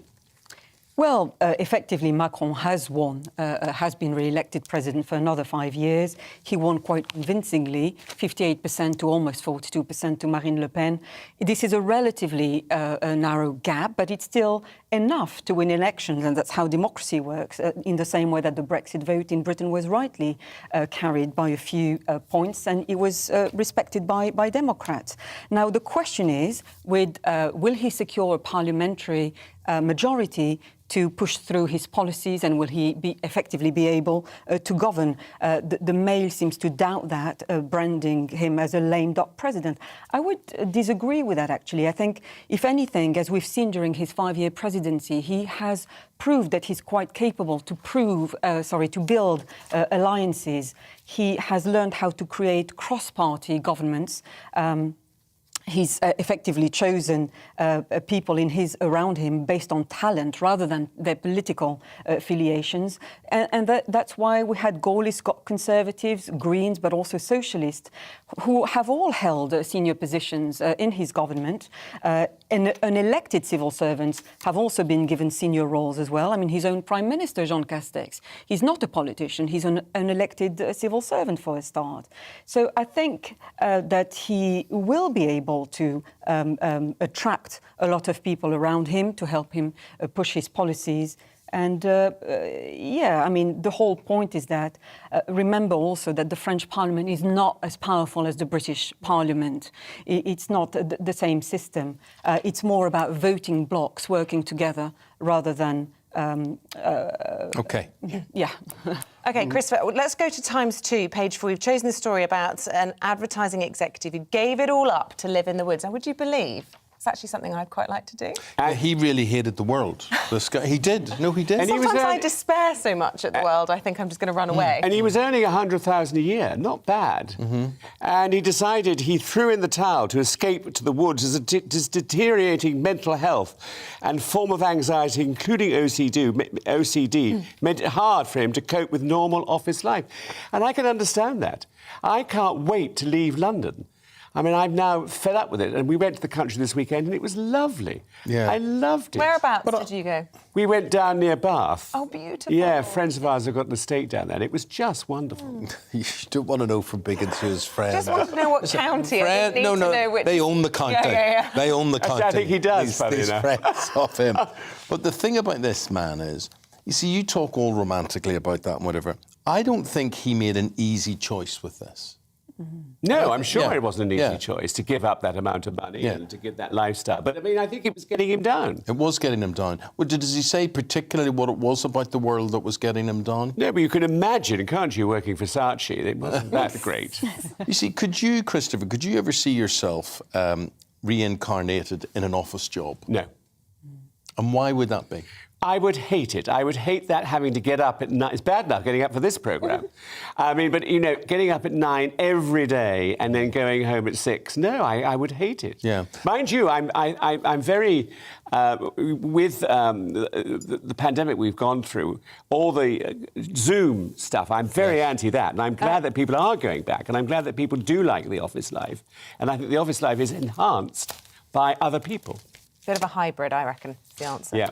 Well, throughout the programme this morning, Nabila, we've had this debate sparked by the Daily Star today, which looks at a study that says that men believe that women are worse snorers than they are. They claim that they are being kept awake by women snoring as loud as vacuum cleaners. But apparently they sound like flushing loos themselves. Now, the story, I mean, the survey on which this is all based looks a bit flimsy to me. It effectively says that there was men moan more than they are kept awake by their partners than women. And they estimate that their bedfellow snores reached 80 decibels, similar to vacuum cleaners, and women gauged at their sleeping partner's racket are just 70 decibels, the same as flushing a loo.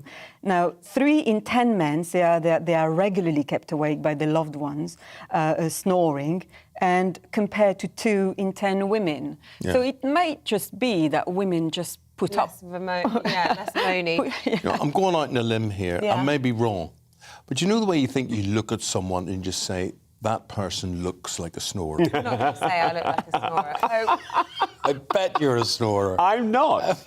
Neil is. Neil is he? Neil is a terrible snorer. And I do. It's very important if you live with someone and you sleep with someone that you nudge them when they snore, because that stops them snoring, or turn them over.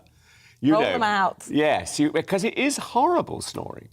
But apparently it takes more than that, and it's a very, actually, a serious matter, because the National Stop Snoring Week, which is launching all this, it says that being overweight or indeed smoking or drinking could affect your snoring, and there are several remedies that you can use to stop all that, such as nasal sprays, gum shield, or even more drastically, chin straps to keep the mouth closed and to help reduce the Or separate noise. rooms. Yeah. Or separate rooms. Yeah, that's the answer. Nabila, thank you. Christopher, thank you very much indeed for those comprehensive looks through the papers from 6:30 this morning. Thank you. Appreciate it. Come back again. Thank you very much. Now, we've been talking about military spending quite a lot this morning. The UK, as it turns out, is the world's 4th largest military spender last year, with a defence budget of around £45 billion. Well, increased volatility, instability across the planet saw worldwide military spending hit more than $2 trillion for the first time. Both Russia and China increased their defence spending as well, prompting many Western nations to boost their military budgets. Our security editor, Mark White, has a breakdown of the figures. As many countries readjust to an increasingly uncertain and volatile global landscape, world military spending has reached an all-time high, passing $2.1 trillion for the first time, the 7th consecutive year that military spending has increased. Once again, the United States is by far the world's biggest military spender, with a budget of $801 billion last year, down slightly on the previous year. But overall, the US military spending on research and development has risen by 24% over the past decade, indicating an increasing determination to focus on next-generation technologies. Washington sees Beijing as the fastest growing military threat. Understandably, China is the 2nd largest military spender, with the budget now topping $293 billion, up another 4.7%. It is China's 27th consecutive year of military growth, and it's had other Indo-Pacific countries like Japan and Australia scrambling to increase their military budgets. Just behind India, the United Kingdom is the world's 4th largest military spender, with a budget last year of around £45 billion.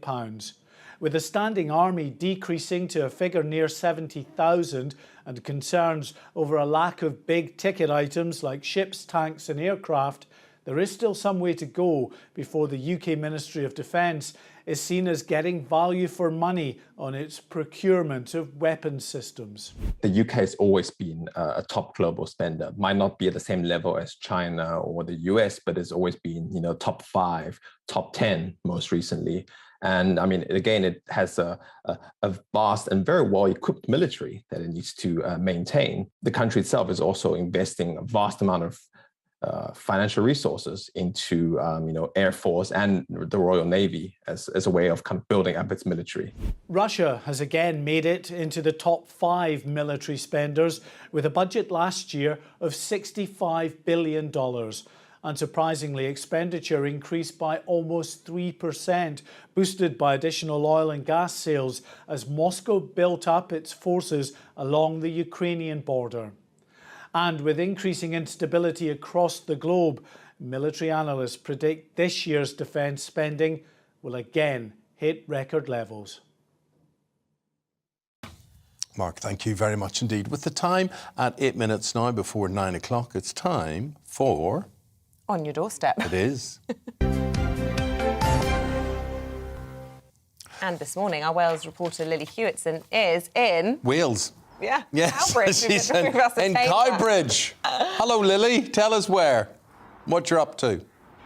Yes, good morning, guys. I'm in Cowbridge. It's a beautiful market town in the Vale of Glamorgan in South Wales. Now, we've been here talking to independent local traders on and off the high street about the big stories of the day and the stories that matter to them. Now, we've been talking about people's spending habits today, but now we're moving on to eating habits, because so many more of us are becoming more interested in where our food comes from. And I've been told that this ice cream parlour is the place to go and the people to talk to about our eating habits, because it's all locally made. So hopefully they're in. Good morning, Lauren. How are you? You doing okay? Come on in. Thank you so much. We've got a couple of things we want to talk to you about firstly, but let's have a look at this ice cream because it looks absolutely fantastic and I cannot wait to try some. But Lauren, I want to hear a little bit about your business, Fabulous, because it's a little bit different to normal ice cream that we might get elsewhere in the UK. It's all Welsh born and bred, isn't it? Yes, so we make all our ice cream using local milk, straight from a farm less than 10 miles down the road. We make it in small batches by hand every week, so it's as fresh as it possibly can be. Amazing stuff. So you've told me that people have become so much more interested actually in where their food comes from, particularly, you know, since over the pandemic we've been going to more local shops, that kind of thing, to get our produce into the home. So what has your experience been with your customers? So people are much more aware of where their food comes from and the sustainability and the food miles involved in the produce that they buy, which has been a massive influence and great for our business. Now, this is something you really know a lot about because you come from the farming background, don't you, kind of growing up, and also your partners in the farming industry. So how much does it mean to you having that kind of ingrained in the business, I guess? So we're a massive advocate for Welsh agricultural industry. We use local produce and we attend local agricultural shows, and we really do want to showcase the best of Welsh produce and the best of Welsh dairy industry. So how are things going now post-pandemic? Because you told me it's a bit exciting now this year for you, isn't it? Because you've got a couple of projects coming up, haven't you? Tell me what it's been like for you. So we are opening up 2 additional stores. We're opening it up in Penarth and in Caerphilly. So that will take our total stores to 4. And we've got many more events. We've got an additional events trailer so we can cover more events across South Wales. So hopefully things are on the up.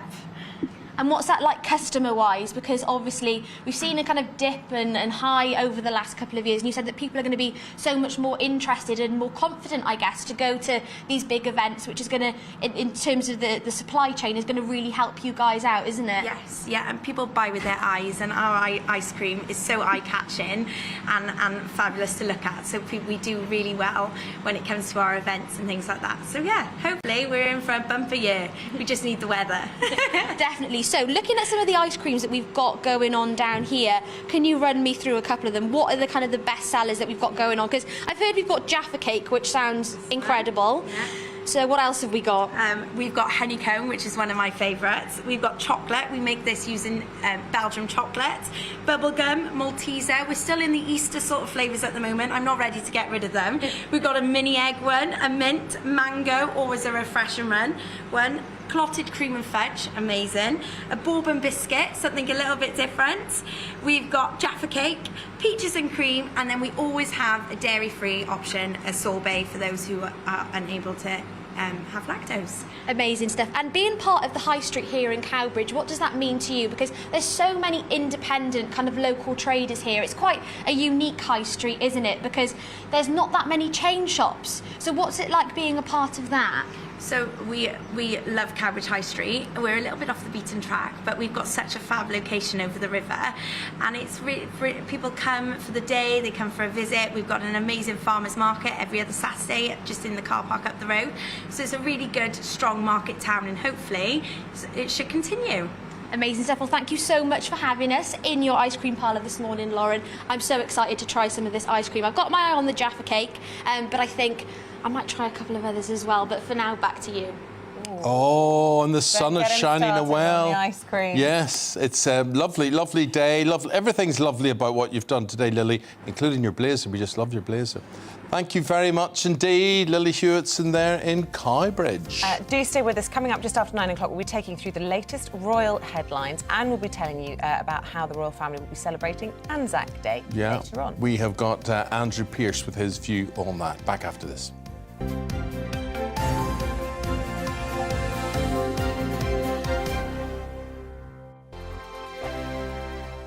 Hello, I'm Michelle Dewberry, and you can join me every weekday 6 till 7 on Jubes and Kerr. Me and my panel will get stuck right into the day's events, and I can tell you, in fact, I can warn you, expect some robust debates, some strong opinions and perspectives from both sides of the fence. It's about you at home as well. I love to read out all of your comments, or at least as many as I can. So join me, Michelle Dewberry, Monday to Friday, 6 till 7 on Jubes and Kerr.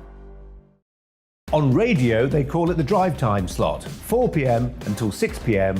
as listeners head home. It's that part of the schedule when the dust of the day's events begin to clarify, and we try to make sense of it for you. Brazier is drive time for radio and TV. It's fast, it's punchy, it's opinionated, there's a Brazier angle and a little bit of levity. That's the question. That's two questions, actually. That's Brazier, Monday to Thursday, 4 till 6 on GB News.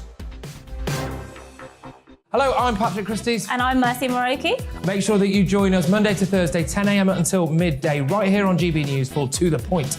We're not afraid to talk about the topics that matter to you, or the big topics that always matter. We cover absolutely everything, from the breaking political stories of the day to law and order, what's going on in the channel. We're not afraid to hold people to account. We always make sure we include your views on our show. Indeed, if you're thinking it, you can guarantee that we're saying it. So make sure you join the conversation with us, 10 a.m. until midday, Monday to Thursday, for To The Point on GB News.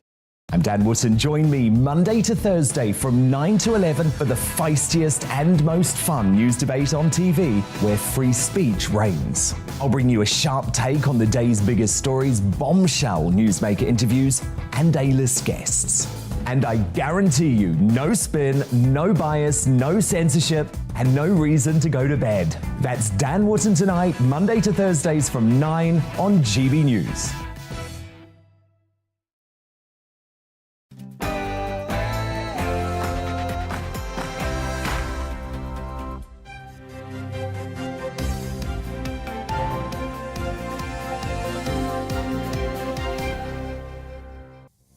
Macron promises to unite France after becoming the first French president in 20 years to win re-election.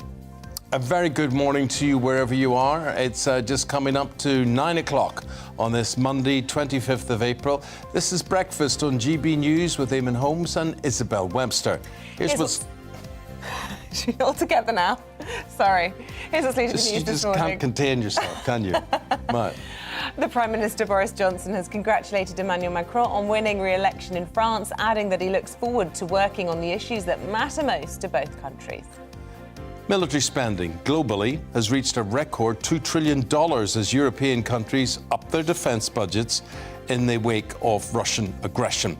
Britain was the world's fourth largest spender with a budget of around £45 billion. And it's Anzac Day today. We'll be discovering what the royal family have planned for the National Day of Remembrance. And you can join any of our discussions. You can tell us how you're celebrating Anzac Day by tweeting us at GB News or emailing gbviews@gbnews.uk. And we'd also just like to say to you that you can vote for us because the days are running out to do for that, to register us for a shortlist for the Television Radio Industry Club Awards. And you can do that if you just see on screen there. You can go to trick.org and we would really appreciate it if you did that. So many have, so thank you very much, and keep going. It's great. Don't say that. Not enough have. Not enough have. Not hardly any of you have. Just do some more of that. And listen, thanks very much indeed for we're 10 months old. We are even less than that. We're only 4 months old for our programme. And you know, as a station, and just thank you for your support and your love. So we're glad in feeling that. So thank you very much indeed and being part of our growing audience.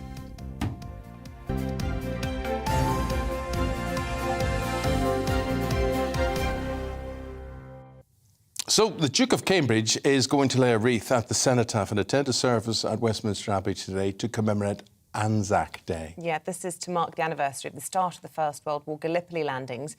And our royal reporter Cameron Walker is in the studio with us to tell us what we can expect from that today. Who's going to be in attendance doing what, Cameron? Well, at dawn this morning, we had the Duke of Gloucester at the Wellington Arch. That's the New Zealand Memorial at Hyde Park Corner. He attended a dawn service where they played The Last Post. And then a little bit later on today, we're expecting the Duke of Cambridge to be at the Cenotaph, where he will be laying a wreath.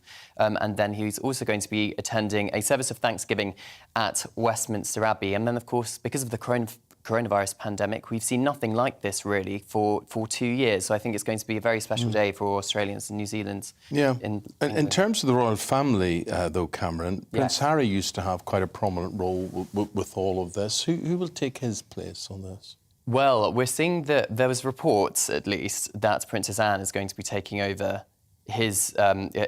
some of his military patronages. Of course, Prince Harry has left as a senior member of the royal family, and Princess Anne is a very hard-working member of the royal family, and Prince Charles, when perhaps he becomes king, is going to be wanting a more slimmed-down version of the monarchy. And Prince Harry, of course, is no longer in the UK, so lots of his military titles is going to be taken on by other members. Speaking of other members, the Wessexes, just back from their Caribbean tour, big success. How did it compare to the Duke and Duchess of Cambridge? Well, they're still on the tour. They're about halfway through. They're about halfway through the tour. Don't worry.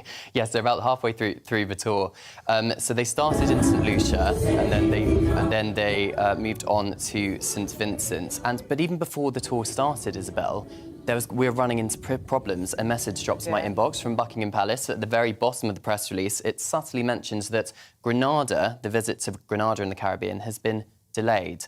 Now, trying to get an answer out of Buckingham Palace as to why it's been delayed has proved very difficult for everybody involved. But we believe it was within consultation with the government of Grenada and on the advice of the government. It's Grenada, isn't it? Grenada. Isn't it? Have I been pronouncing it wrong? Okay. No, Grenada's a TV station somewhere in Spain, but I'm pretty sure it's Grenada. Grenada. So apologies. But reading between the lines, then, can we extrapolate that there are some tensions there and sort of Commonwealth?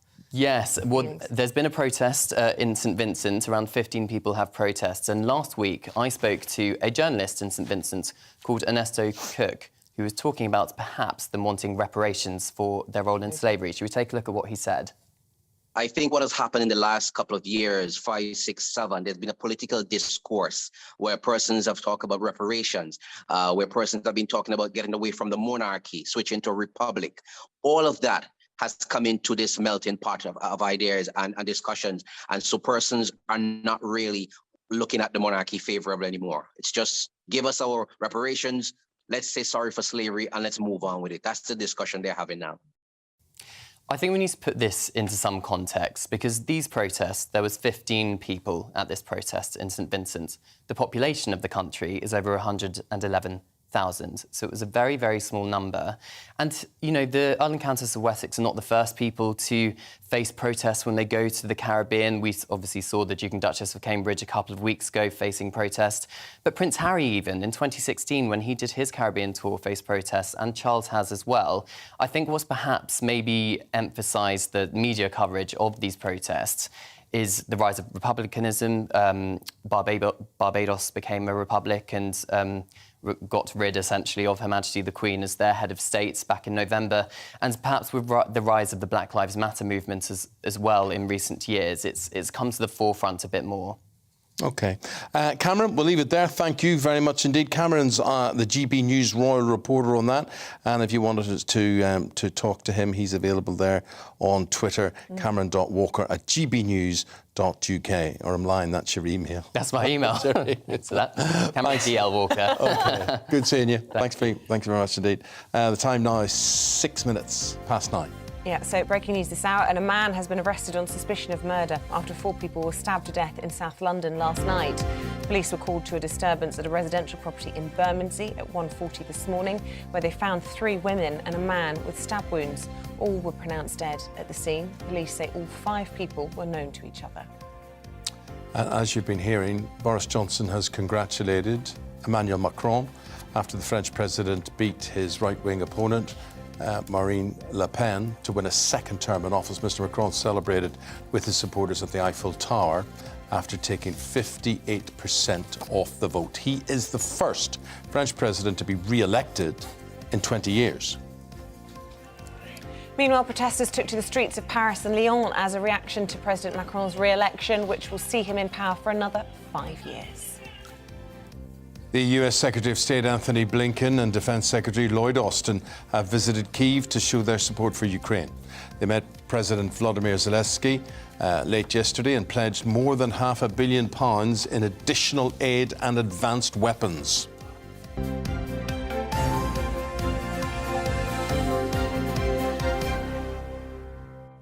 OK, we're going to talk about entertainment news now. We're joined by showbiz reporter Stephanie Tecci. Lovely to see you, Stephanie. Eamonn and Isabel. It feels like just yesterday we were talking about Will Smith I know. and his huge fall from grace. Yeah. He disgraced himself as he got his long-awaited Oscar, and he's been seen for the first time. Yeah, so, you know, it was quite big in the headlines a couple of weeks ago, and then he totally disappeared. But this weekend, he appeared in Mumbai in India, so he took some pictures with fans. But this is what's been dubbed as a kind of transformational retreat for him. So he's going to be spending time with a guru out there called Sadhguru, a spiritual leader he's been following for quite some time. And he's going to be spending some time there, hopefully getting some healing, as Jada Pinkett has dubbed it and stuff. So, but it's probably the best thing for him to do, because at the moment he's had about 2 of his films have all been put on hold. So at the moment his work is looking quite scarce. So hopefully he can make a comeback from this. Yeah, and meanwhile, I was going through Manchester the other day, and there are posters everywhere for Chris Rock on tour. Right. Yeah, and you know the ticket prices for his tours now have gone up the roof now. It's so expensive. People want to see him. They want to hear what they've got to say. And also this weekend, his mum came out and said that, you know what, Will didn't only slap Chris, he slapped all of us when he done that on stage. So she's quite a mother bear, quite disappointed what's happened. Good for her. Julie Garland's dress, that famous blue gingham one from The Wizard of Oz that we all associate and so many people replicate in fancy dress, is going up for auction. Yes, if you go down that yellow road, the yellow brick road, you can fetch that dress now between £600,000 and almost £1 million. It's going to be going in auction with Bonhams on the May 24th. So up till last year, this dress had been hidden in a shoebox. And now that really? Yes. And I bet it's tiny. I know. I don't know who it's going to fit, but I think it's a good staple piece for anybody to have in their wardrobe. But it's actually going to be raising money for the Catholic University of America. Well, that dress, I'm just working out, 83 years old. I know, 83 years old. You know what really baffles me, Eamonn, is that the fact that it was lost for so long. You think with such iconic Hollywood pieces, you think they would be in a museum somewhere, but the fact that it's been hidden in a shoebox doesn't make sense to me, but everything in its right time. But now it's out, I wonder how much that'll go for. Maybe over the $1 million mark. So Bonhams, the auctioneers, are going to feature this in its classic Hollywood film and television sale. So very, very rare piece of Hollywood memorabilia. I went to bid for John Wayne's toupee. What? Oh my God. I did. I'm sorry. What would you do with John Wayne's toupee? Well, maybe wear it. I might wear it. Sweaty patch. That's what Ruth said as well. She said we're full of mites and things like that. But it was nice. It was a little flat piece of hair you could put in the palm of your hand. I can hook you up with some toupees. Don't worry about that. Leave John Wayne alone. Well, she forbade it to happen. OK, right. From the yellow brick road, we go to the cobbled streets of Corrie. And Bill Roach she's turning 90. Yeah, I don't usually fancy 90-year-old men, but he looks good. He has not that aged man has at amazing all. genes. I'm just like, why doesn't he age? So we've had these... He's a full head of hair. No, He's not seriously. carrying extra weight. What is his secret? Looks good. He looks like he's about 65. Yeah. Maybe he's had a Faustian pact. Yeah, definitely. I need to know what his secret is because he looks good. Faustian pact, a pact with the devil. Oh, right, sorry. You didn't study Dr. Faustus, no, did you not? No. So they've released 2 new portraits, his son, which his son's taken of him, and he said these are like the best pictures he's ever taken. Yeah. Very But he's- royal-esque, isn't it? Yeah. You know? He's a good-looking family as well. And his son, the actor. Oh God, Is it Rob? What? Is it William? It could. Of course, I forget now. Yeah. But he's in lots of things like not Game of Thrones. What's the one? The presidential one. House of Cards. House Yeah. of Cards. He's in that and did very, very well. But Bill has been in Coronation Street. Coronation Street is Yeah. the same age as me, and he's been there from the very first. And, you know, he's actually in the Guinness World of Book of Records because Yeah. he's the longest-running soap character. Mm. It's just incredible that he's 90 and he's still going on and he's still on screen. Quite iconic. And I just still love watching him as well in Corrie.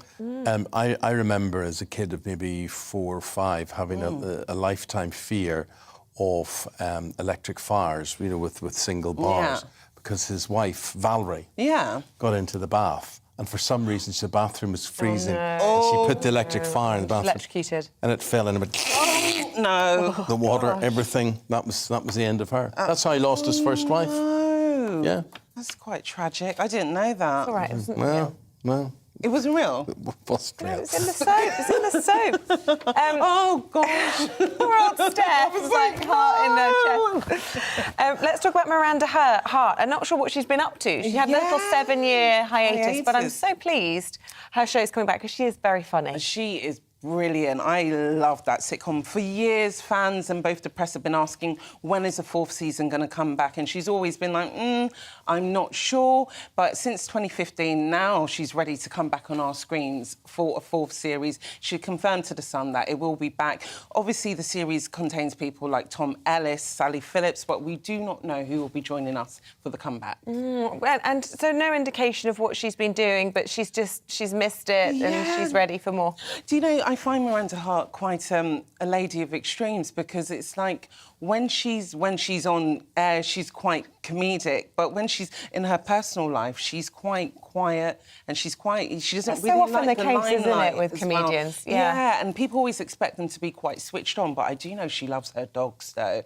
And she lost one of her dogs a few years ago, which got her quite depressed and stuff. So I think this will be a good project for her to work on. We look forward to her coming back. Are you watching anything on the telly at the moment, Steph, that you would recommend? I've been watching Bridgerton. I'm still working my way through the 2nd season, and I love it. Because people were saying, oh, it's not going to be as good as the first series, but I think it's kind of better, actually. See, I thought you were going to say Selling Sunset. Have you been watching that? You know what? If I get into that, I'm going to be addicted. I binge-watched 3 episodes when my husband was watching the boxing. It's terrible rubbish, but good, you know... Well, it's real estate. It's estate agents in America. Yeah, but it's #1 on Netflix in the US, and I think pretty much in the top 5 in the UK. It's proper addictive, but I can't watch it. Yeah. I have to draw the line there. Yeah, more to life, I'm sure. All right, Stephanie Tetchy, always lovely to see you. Thanks for to taking us see you through all guys of that. again. Nice to see you. Nice to see you.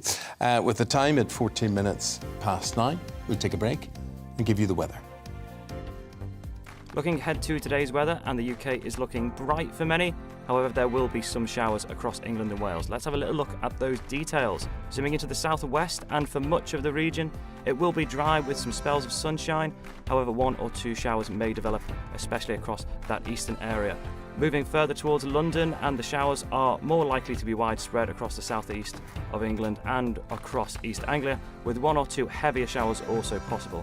Parts of Wales may also see a few showers today, but many more here will remain dry with some spells of sunshine across most of the region. The majority of the showers across the Midlands will initially be in the east, but they will become more widespread as we head throughout lunchtime. There'll be some sunshine though, especially in those western areas. Northern England may become a little bit cloudier for a time, and especially into the early afternoon, some showers are likely in most places. Eastern areas, though, will tend to brighten up again before we move to the middle of the afternoon. Moving up into Scotland, and for most people here, it will be dry with some good spells of sunshine. although cloud may continue to linger across the Moray Firth region. Across the Northern Ireland now, and we'll hopefully see some cloudier skies, but not too many showers. Some brightness will also be breaking through, temperatures reaching 12 Celsius here. The remainder of the day will see little changes, however, for all it will be cooler than the weekend. And that's how the weather is shaping up for today.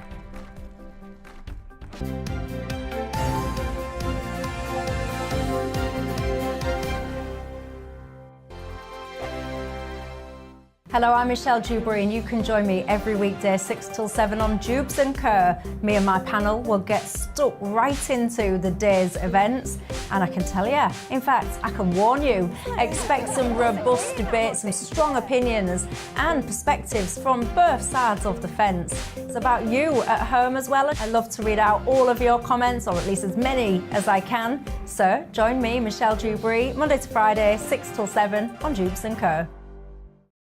On radio, they call it the drive time slot, 4 p.m. until 6 p.m. as listeners head home. It's that part of the schedule when the dust of the day's events begin to clarify, and we try to make sense of it for you. Brazier is drive time for radio and TV. It's fast, it's punchy, it's opinionated, there's a Brazier angle and a little bit of levity. That's the question. That's two questions, actually. That's Brazier, Monday to Thursday, 4 till 6 on GB News.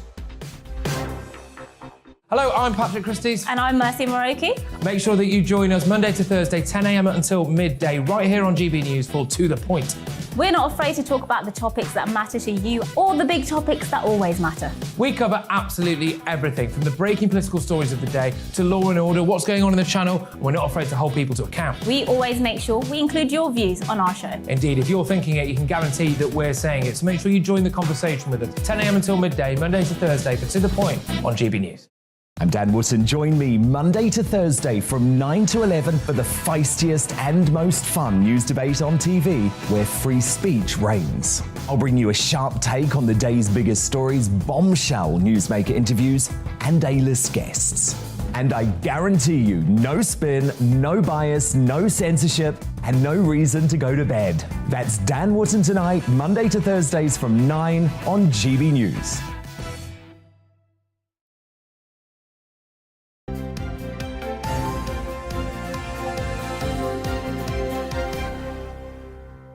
Oh no! Oh, What? listen to this. What? Hello, Andrew from St Albans. Andrew says we're talking about snoring today. This is front page news today. So this is basically men believe that women snore louder than them and more often. Men believe that. Men believe that. Probably because men are probably waiting in bed at night, ready to protect their loved one. That would be the instinct, the caveman instinct, that they lie awake half-eyed, ready to defend. Or smother them. But they can't As soon as sleep they because start they hear all snoring. that going on there. Now, however, listen to this. Andrew from St Albans. I recorded my wife snoring on my mobile phone. Brilliant. And I then used the recording as my ringtone. She heard my phone ring and asked me where I got that awful ringtone from. This is the thing. I know a man who did that with his wife as well. Yeah, and what happened? As evidence, he recorded the noise just as evidence to say, really, just listen to that. And she went ballistic. I've got some evidence in from Mrs. Holmes just now saying, I didn't sleep very well last night, as it turns out. It sounded like a small hog had set up home in our bedroom. That was the dog sleeps at the bottom of the bed. That's the dog. That's it was not the dog. She says it was you. It was the dog. Well, I might be a small hog, but there's a big hog there somewhere as well. No, we're in Cowbridge. Yes, we are We're in Cowbridge as well. Morning. Christine says, looking forward to watching everything from Cowbridge today because I went to school there. My husband is from Cowbridge as well. His mum still lives there, but we have lived in Talog in Carmarthenshire for 30 years. Two of us village dwellers have recently organised 3 very successful farmers' markets. Oh, lovely. Yeah. I love a farmer's market. I agree with you. To bring local producers together to showcase their products to those who live in the locality and beyond. Our next market, 25th of June. There you go. Any profit donated to the village hall. Just wanted to tell you about this. Thank you, Christine. Thanks, Thank you Christine. very much That's for really that. nice. We're also talking about cashless society. And actually, we're talking it's quite often a problem for farmers' markets and stall holders and the like. They'll want the cash. Yeah, but, we were talking about the Isles of Scilly. The last bank there has now closed. They have to travel to the mainland to get cash out of the bank there. And lots of people getting in touch about this. Shelley from Fulham says, I make a point of using cash as much as possible. Anyone who doesn't accept it loses my business, the exception, of course, being online shopping. Yeah, but one of the main arguments was going to car parks and whatever and having to use apps, whereas people just want to use, or we're used to, a lot of older people especially, they're used to using coins or whatever just to feed. I'm so grateful I don't have to use coins when I get to a parking meter. I never have coins on me. Colin states, when there's a disaster, cash will be king. Who will take a credit card in Ukraine? Such a good point. Yeah, and the bank's disappearing. Angela says she lives in Mablethorpe in Lincolnshire. It's a coastal town. Ever been there? Where, sorry? Mablethorpe in Lincolnshire? No. We should maybe plan a day out in that. We've got a lot of places to go. My producers just said lovely in my ear, but I'm not sure he meant that was me who's lovely, or Mablethorpe. Right. Mablethorpe. But anyway, she says, Angela says, we get lots of visitors and now we don't have a bank at all. We used to have 3 banks when we came here in 1982. Now it's just a mobile twice a week in the mornings. Gosh, well, at least they get a mobile. Leslie says, children struggle to gain understanding of monetary value as they rarely see parents using cash. And this is so true of my own experiences. Yes. My kids only really get cash when it's a tooth coming out. Yes. And they just, everything's on the card and they don't understand that you have to save it and all the rest of it. It's a real issue for youngsters. Learning about currency enhances their maths ability too. Adults get into debt too, as it's so easy to spend over on your income with cards. My mum had housekeeping. She knew that was all she had for that week, for everything. Yeah, it's all changed, isn't it? You talk about teeth coming out there. My Amelia has a tooth coming in. Does she? Oh, it's It broke traumatic. through at the weekend. Oh, your little granddaughter. Through down there. Yeah, so that's her I'm so first glad tooth. that's behind us. She's got the big red rosy cheeks though. Oh, they're so sweet. Give it all away. But anyway, first tooth. Well done, Amelia. Talking about Northern Ireland, where Amelia lives, and we're now going to a place not far away from where she does live. 10 days left until the Northern Ireland Assembly elections. Yeah, and over the last few days, protesters have taken to the streets to oppose checks on goods crossing the Irish Sea. Well, we're going to introduce you now to our reporter, Dougie Beattie, who's travelled to a fishing village, a small fishing village, Strangford, on the Ards Peninsula, to find out what issues matter the most to voters. So he sent this report. Constituency of Strangford stretches from just outside Killilea, around Strangford Loch and the Ards Peninsula. It is mostly unionist and is seen as a socially middle-class area. Its small towns and winding highways link one large town to a mostly rural and agricultural population. It also plays host to one of Northern Ireland's largest fishing fleets. Newtown Ards is the largest town in the Strangford constituency. Over the past 30 years, it has lost most of its manufacturing. It has the same social and economic problems as most UK towns. But to win in any PR election, management of the vote in places such as this is crucial. The population here is around 90,000, with about 67,000 able to vote. In the last election, however, only about half of that turned out. So what do voters want? Health. Plain and simple, health. Don't like going off your own agenda, like just be honest with people. Sort out the fuel crisis and sort out just the cost of living, get us all back onto an even keel again. Education, health and environment. Getting the health service sorted out. 56,000 people in Strangford are between the ages of 16 and 64, and family ties are strong here. But the young traditionally will vote for the more liberal parties. The DUP currently hold 3 seats, the UUP and the Alliance 1 apiece. With the TUV running a candidate and the SDLP polling very well the last time out, this constituency will be one to watch. Dougie Beattie, GB News, Strangford. Thanks, Dougie. Obviously a place I know very, very well, and we love to get out and about, whether it's Cowbridge in South Wales today or Strangford in Northern Ireland. But really, it's to find the real news that matters to you. What does matter to you? What makes the difference? What gets you talking? If it matters to you, it matters to us, and we try to reflect that. Yeah, and you just have to find out where we're going to be from 6 o'clock tomorrow morning. Could it be on your doorstep? We'll be back bright and early. We hope you can join us. We'll see you then all the way until 9:30. But for now, thanks for watching. See ya. Bye. Looking ahead to today's weather, and the UK is looking bright for many. However, there will be some showers across England and Wales. Let's have a little look at those details. Zooming into the southwest, and for much of the region, it will be dry with some spells of sunshine. However, 1 or 2 showers may develop, especially across that eastern area. Moving further towards London, and the showers are more likely to be widespread across the southeast of England and across East Anglia, with 1 or 2 heavier showers also possible. Parts of Wales may also see a few showers today, but many more here will remain dry with some spells of sunshine across most of the region. The majority of the showers across the Midlands will initially be in the east, but they will become more widespread as we head throughout lunchtime. There'll be some sunshine though, especially in those western areas. Northern England may become a little bit cloudier for a time, and especially into the early afternoon, some showers are likely in most places.